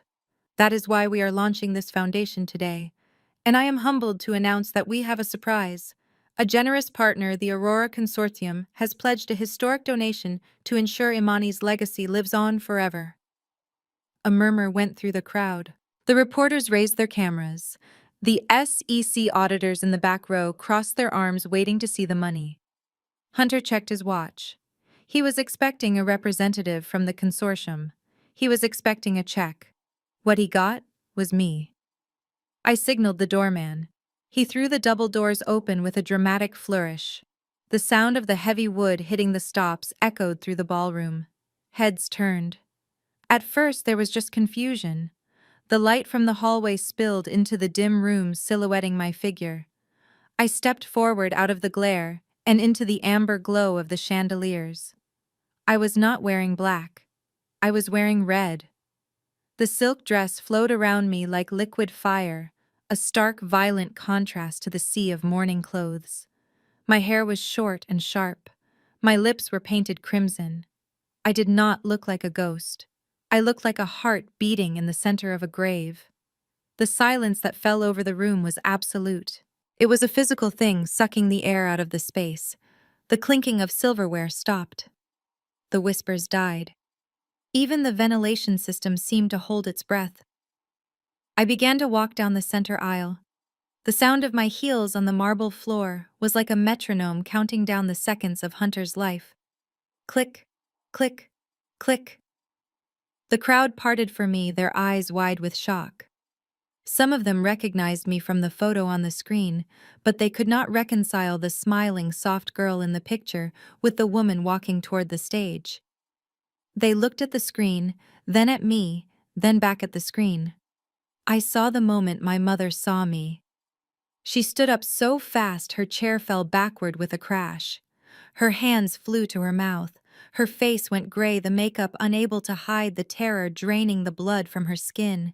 She didn't scream. She couldn't. She just pointed her finger, trembling violently. Ebony grabbed the tablecloth, her knuckles white. She looked like she was going to be sick.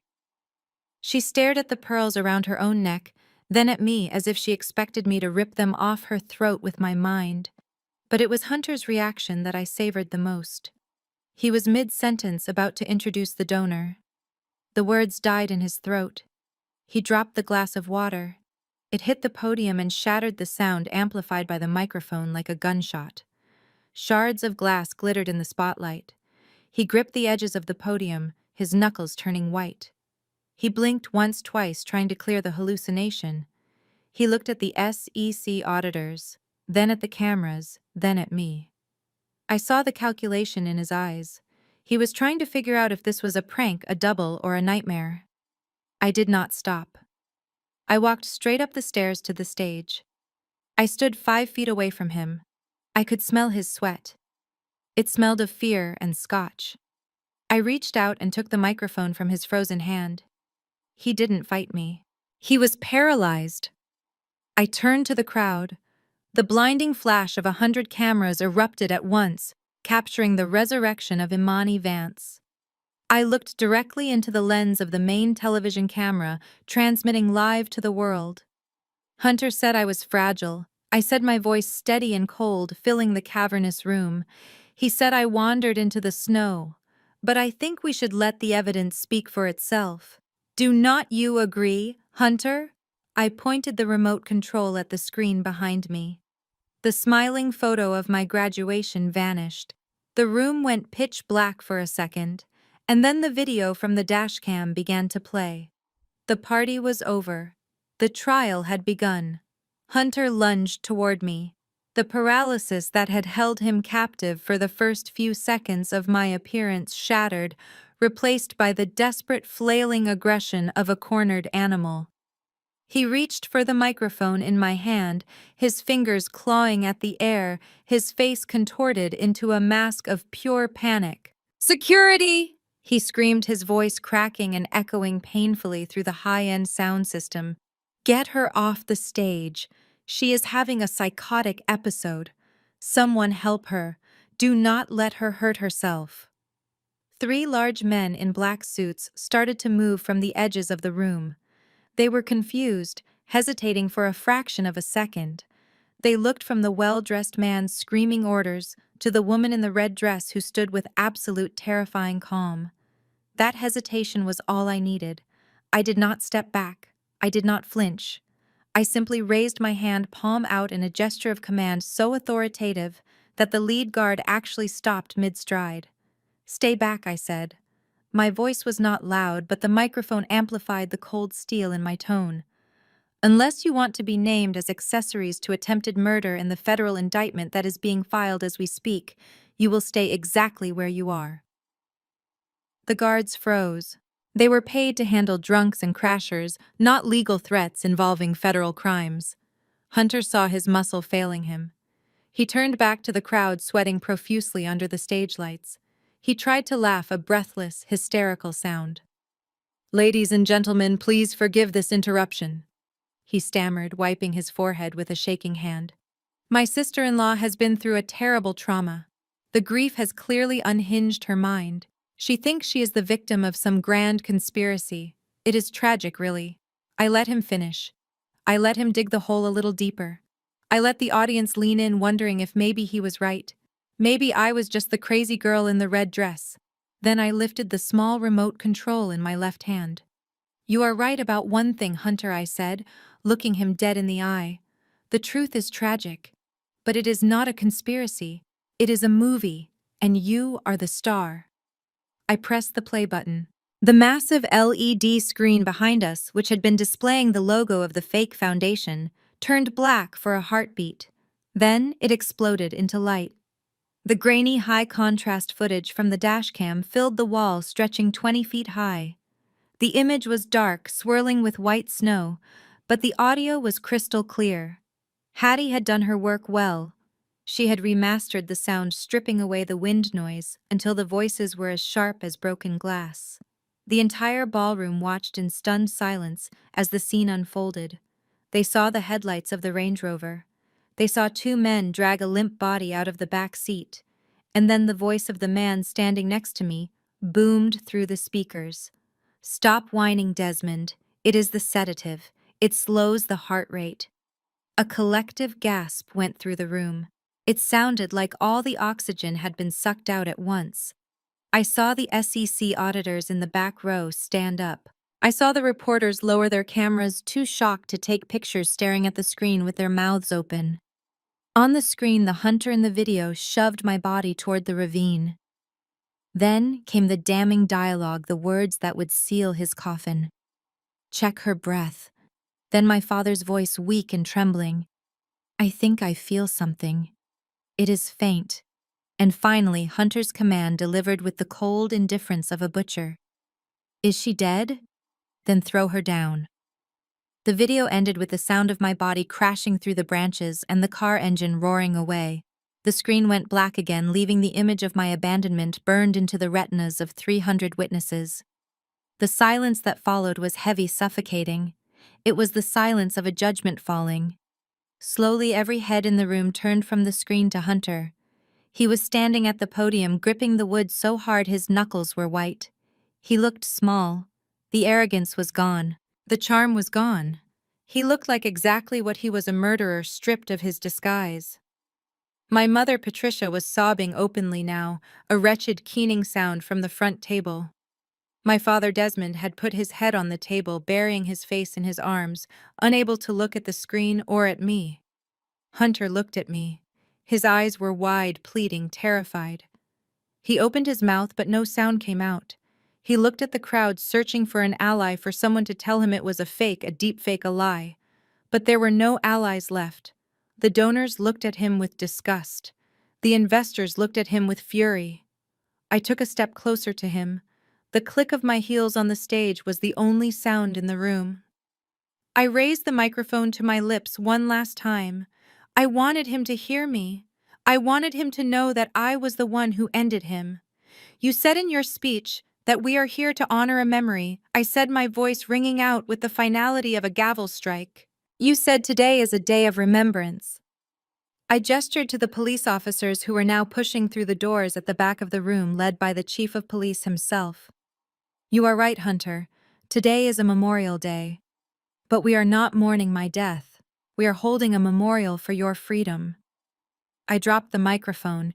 It hit the floor with a thud that felt like an explosion.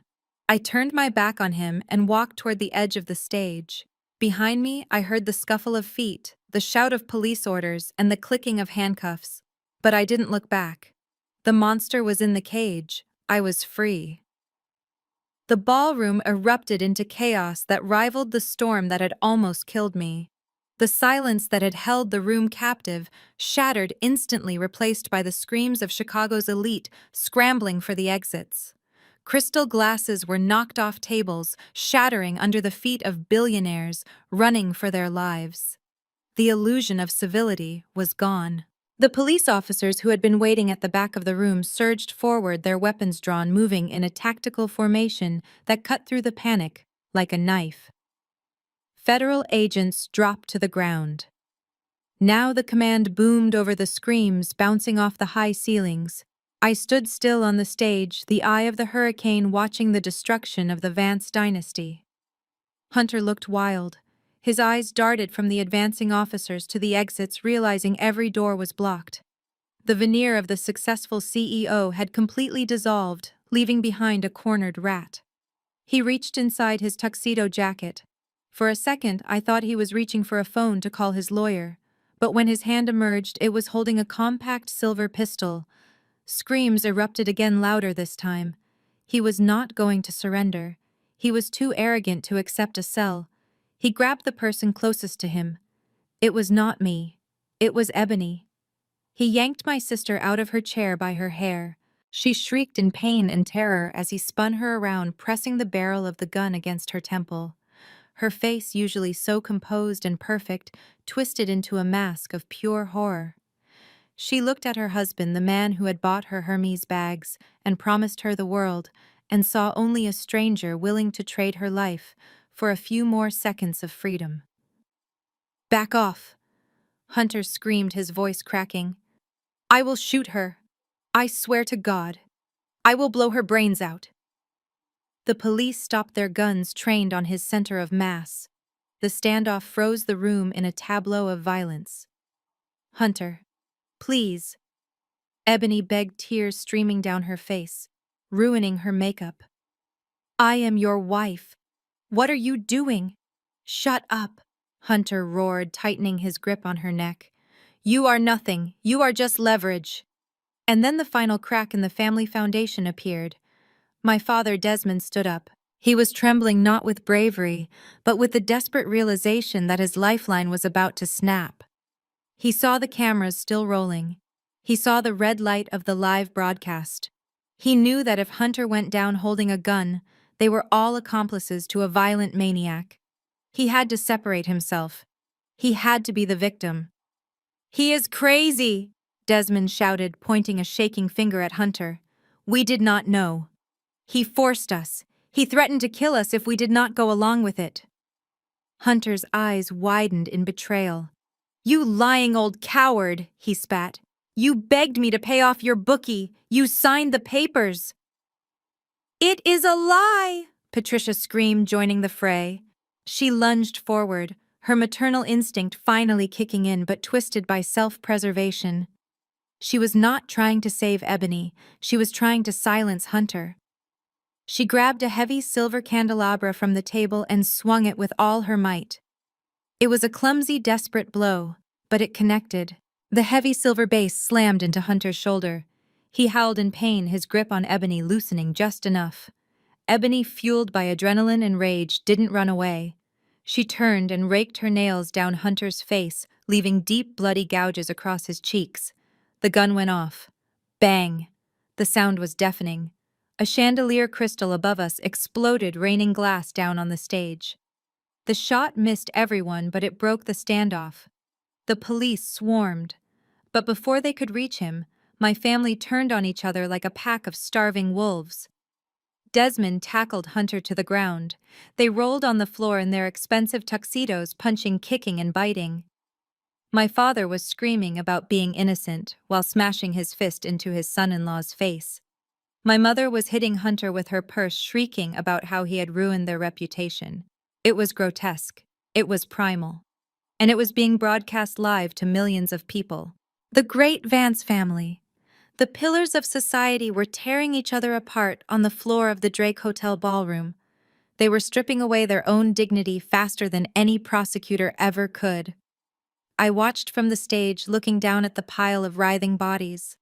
I felt Hattie step up beside me. She didn't say a word. She just handed me a glass of water from the podium. I took a sip, watching as the FBI agents finally pulled them apart. They hauled Hunter up first. His face was bleeding, his nose was broken, and his suit was shredded. He looked at me one last time before they shoved his face against the floor to cuff him. There was no defiance left in his eyes, only the hollow realization that he had lost everything. Then they handcuffed Desmond. He was crying, begging the officers to check the emails, claiming he was a hostage. Patricia was hysterical, trying to fix her hair as they zip-tied her wrists, asking if she could call her publicist. Ebony sat on the floor, rubbing her bruised neck, staring blankly at the chaos. She looked up at me. Our eyes met across the room. She waited for me to come to her. She waited for the sisterly comfort she had never given me. She expected me to help her up. I turned away. I walked over to the police chief, who was waiting by the stairs. "Officer," I said, my voice calm and steady amidst the madness. "I have the original will and the digital evidence on this drive. I would like to press charges against all of them." Imani Ebony screamed from the floor. "I did not know. I did not know he would hurt you." I paused and looked back over my shoulder. The camera zoomed in on my face. "You knew, Ebony," I said loud enough for the microphones to catch. "You wore the pearls. You wore the pearls to my funeral." I turned back to the exit. The police dragged them out one by one through the sea of flashing bulbs. The dynasty had not just fallen, it had imploded, and I was the only one left standing in the rubble. The days following the gala were a blur of fluorescent lights and legal briefs. The transition from the gold-drenched ballroom to the sterile gray walls of the Cook County Courthouse was jarring for my family, but for me, it felt like walking into a throne room.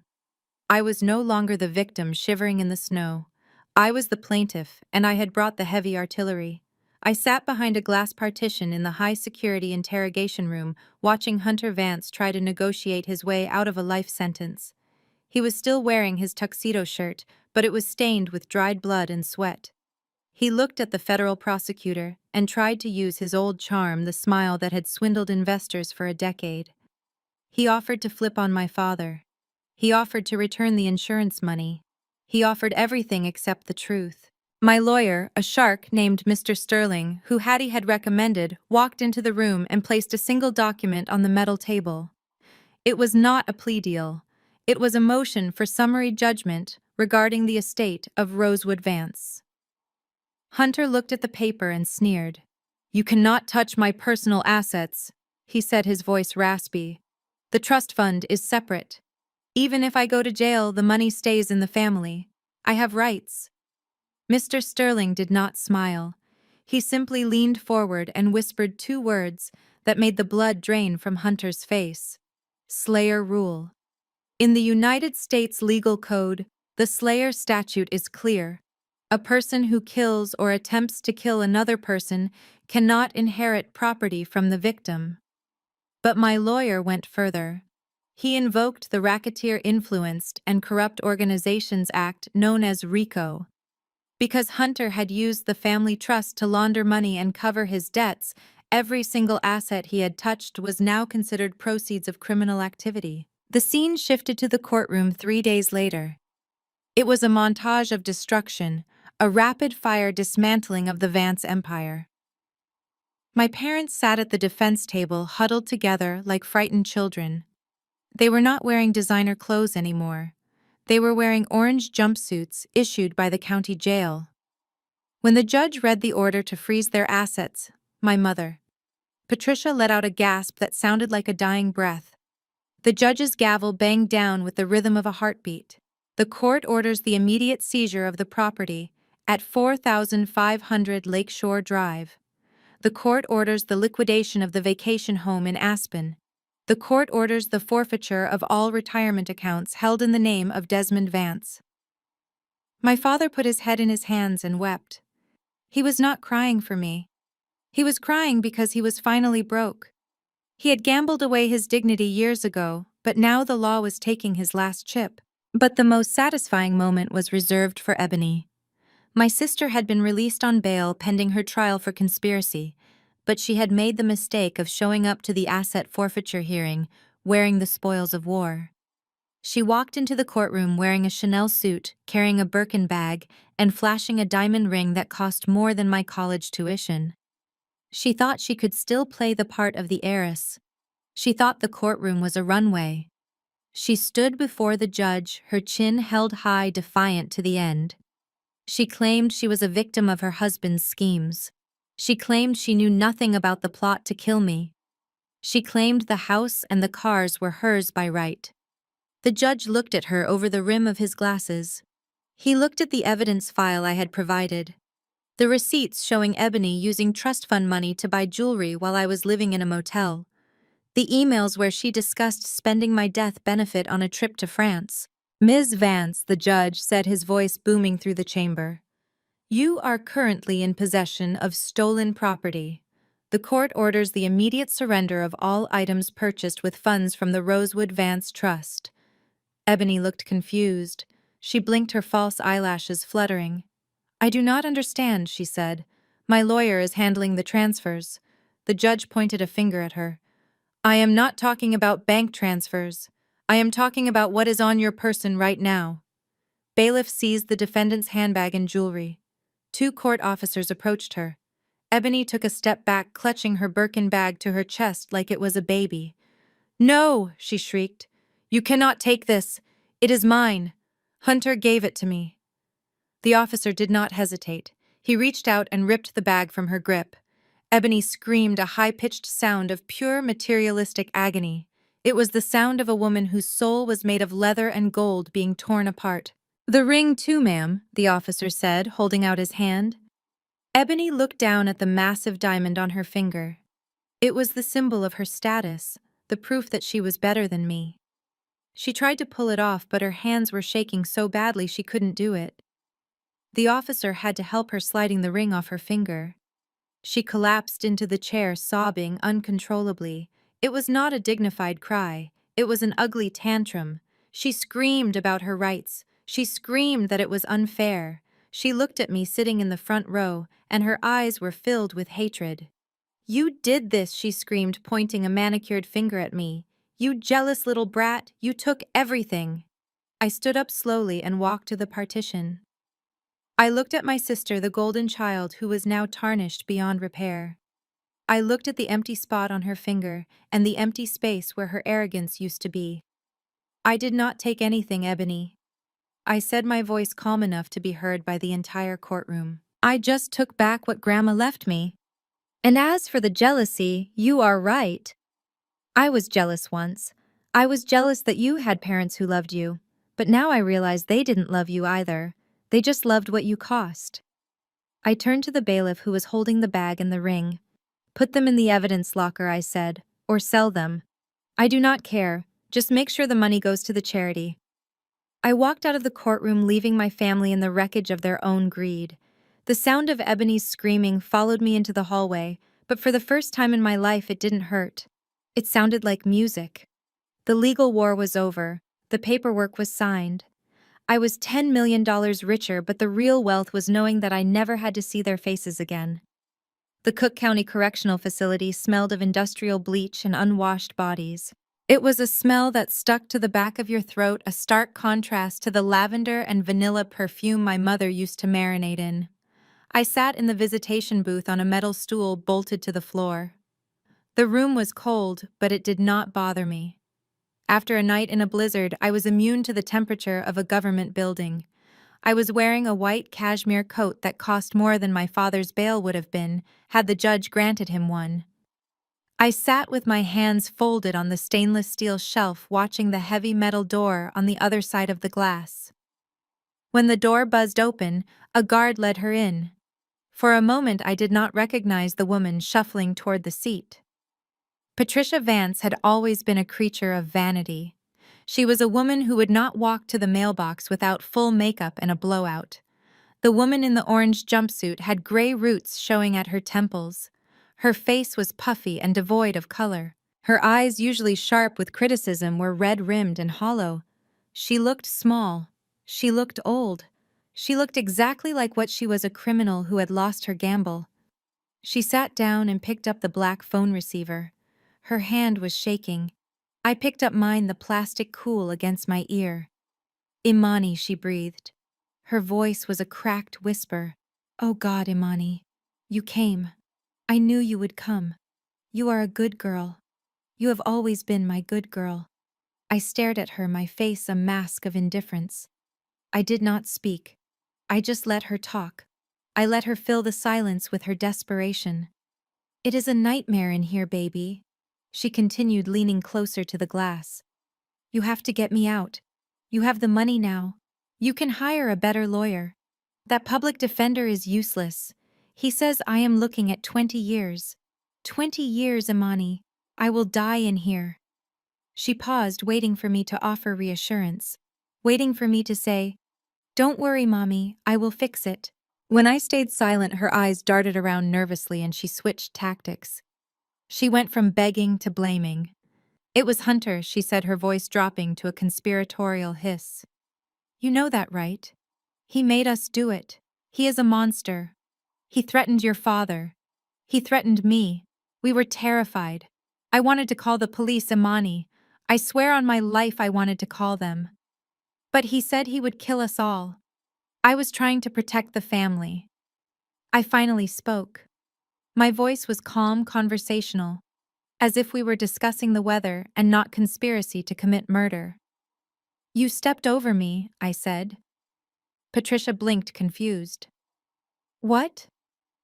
"At the cabin," I said. "After I drank the cocoa. I fell on the floor.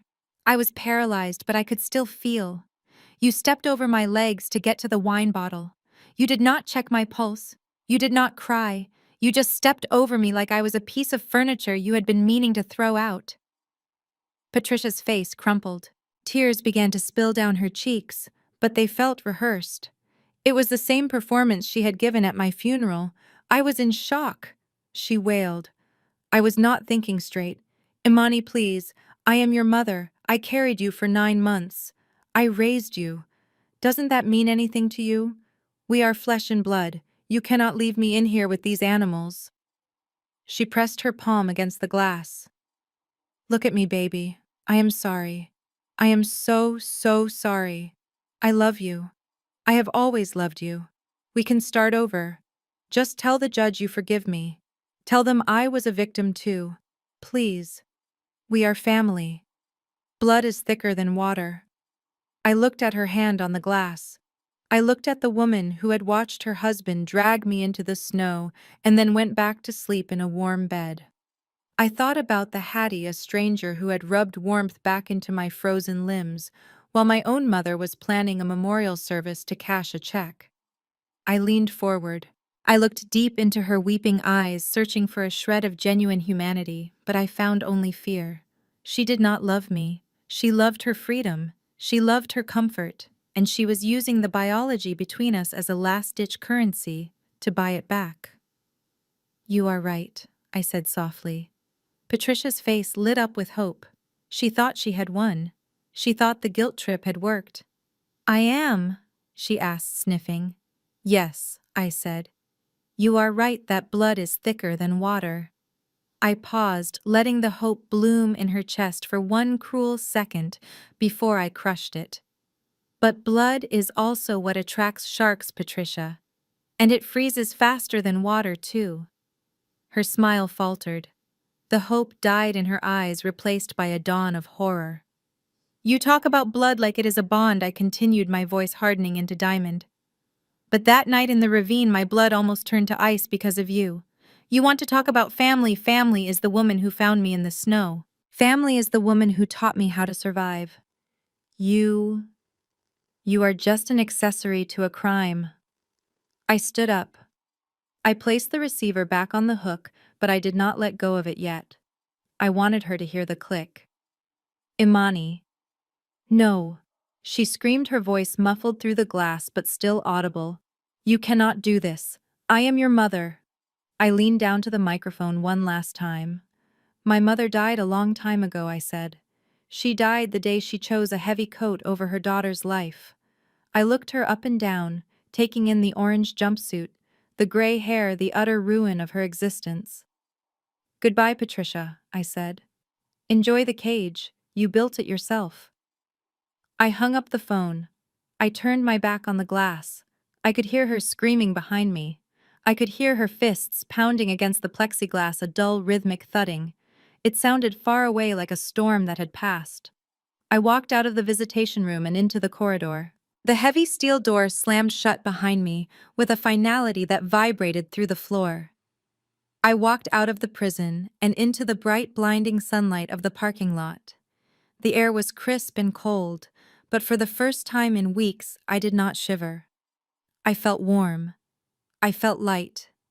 I took a deep breath, filling my lungs with the taste of freedom. I had no mother. I had no father. And I had never been happier. The memory of that heavy steel door slamming shut fades away, replaced by the soft crackle of the fireplace in my penthouse. I take a sip of the vintage Cabernet, the liquid warm and rich against my tongue, a stark contrast to the bitter taste of the cheap prison coffee I imagined my mother drinking right now. 5 years have passed since that day in the visitation room. 5 years since I walked out of the shadow of the Vance family and stepped into the light of my own life. I stand up and walk to the floor-to-ceiling windows. Chicago lies spread out below me, a grid of golden lights shimmering through the falling snow. It is beautiful from up here.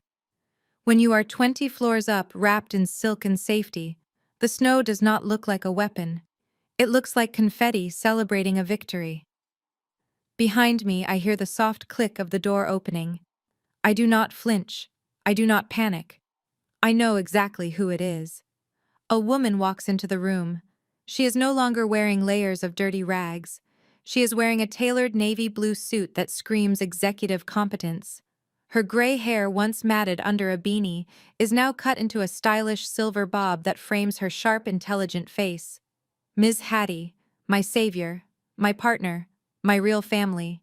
She carries a silver tray with a fresh bottle of wine and a small plate of dark chocolate.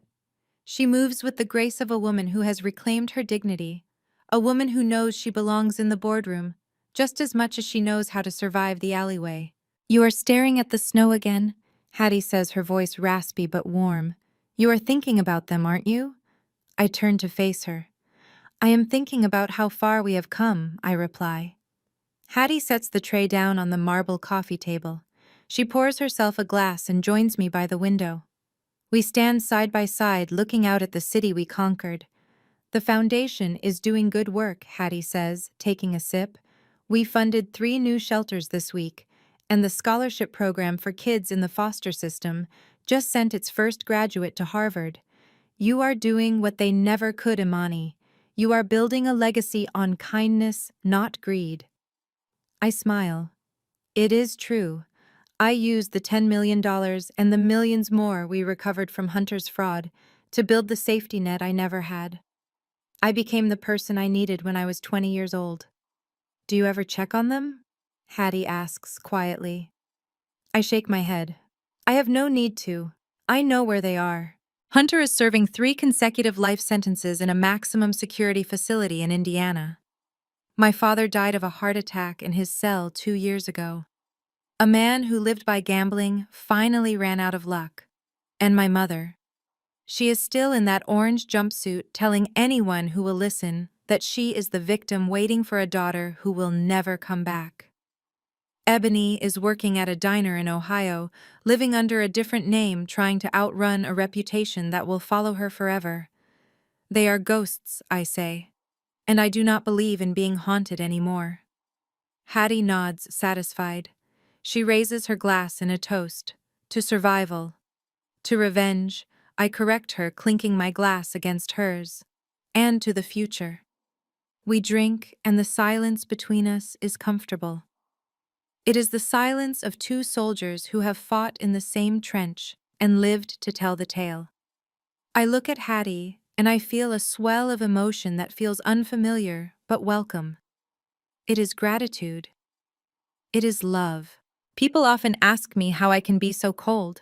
They ask how I could send my own flesh and blood to prison without shedding a tear. They quote the old saying to me. They tell me that blood is thicker than water. I look back out at the storm swirling against the glass. The wind is howling, trying to find a way in, but the glass is thick. The heat is on. I am safe. They are wrong. I say, speaking more to the reflection in the window than to Hattie. People get the quote wrong. The full proverb is actually, the blood of the covenant is thicker than the water of the womb. I turn back to Hattie, the woman who pulled me out of the ice when my own father threw me in. Family is not about whose DNA you carry, I tell her. Family is not about a last name or a birth certificate. Family are the people who are willing to bleed for you, not the ones who are trying to drain you dry. Family are the ones who pull you into the shelter when the storm comes, not the ones who lock the door. I smile, and for the first time in a long time it reaches my eyes. It is not the smile of a victim. It is not even the smile of a survivor. It is the smile of a winner. I have found my family, I say. And for the first time in my life, I am exactly where I belong. I turn off the lamp, plunging the room into a soft darkness, illuminated only by the city lights and the fire. Hattie and I sit by the warmth, watching the snow fall, 2 queens in a castle built on the ruins of wolves. The snow keeps falling, burying the past layer by layer until everything is white, clean, and new. Fade out. Imani's journey reveals a harsh truth: shared DNA does not guarantee loyalty. We often cling to toxic relationships out of obligation, believing history equals love. But true family isn't defined by a birth certificate. It is defined by the people who stand beside you when the storm hits. Imani proved that survival sometimes means cutting the cord, and that the strongest bonds are the ones we choose, not the ones we inherit. Never let your history destroy your future. Have you ever found family in an unexpected place or had to cut ties to save your peace? Share your story in the comments below and hit subscribe for more tales of resilience and justice.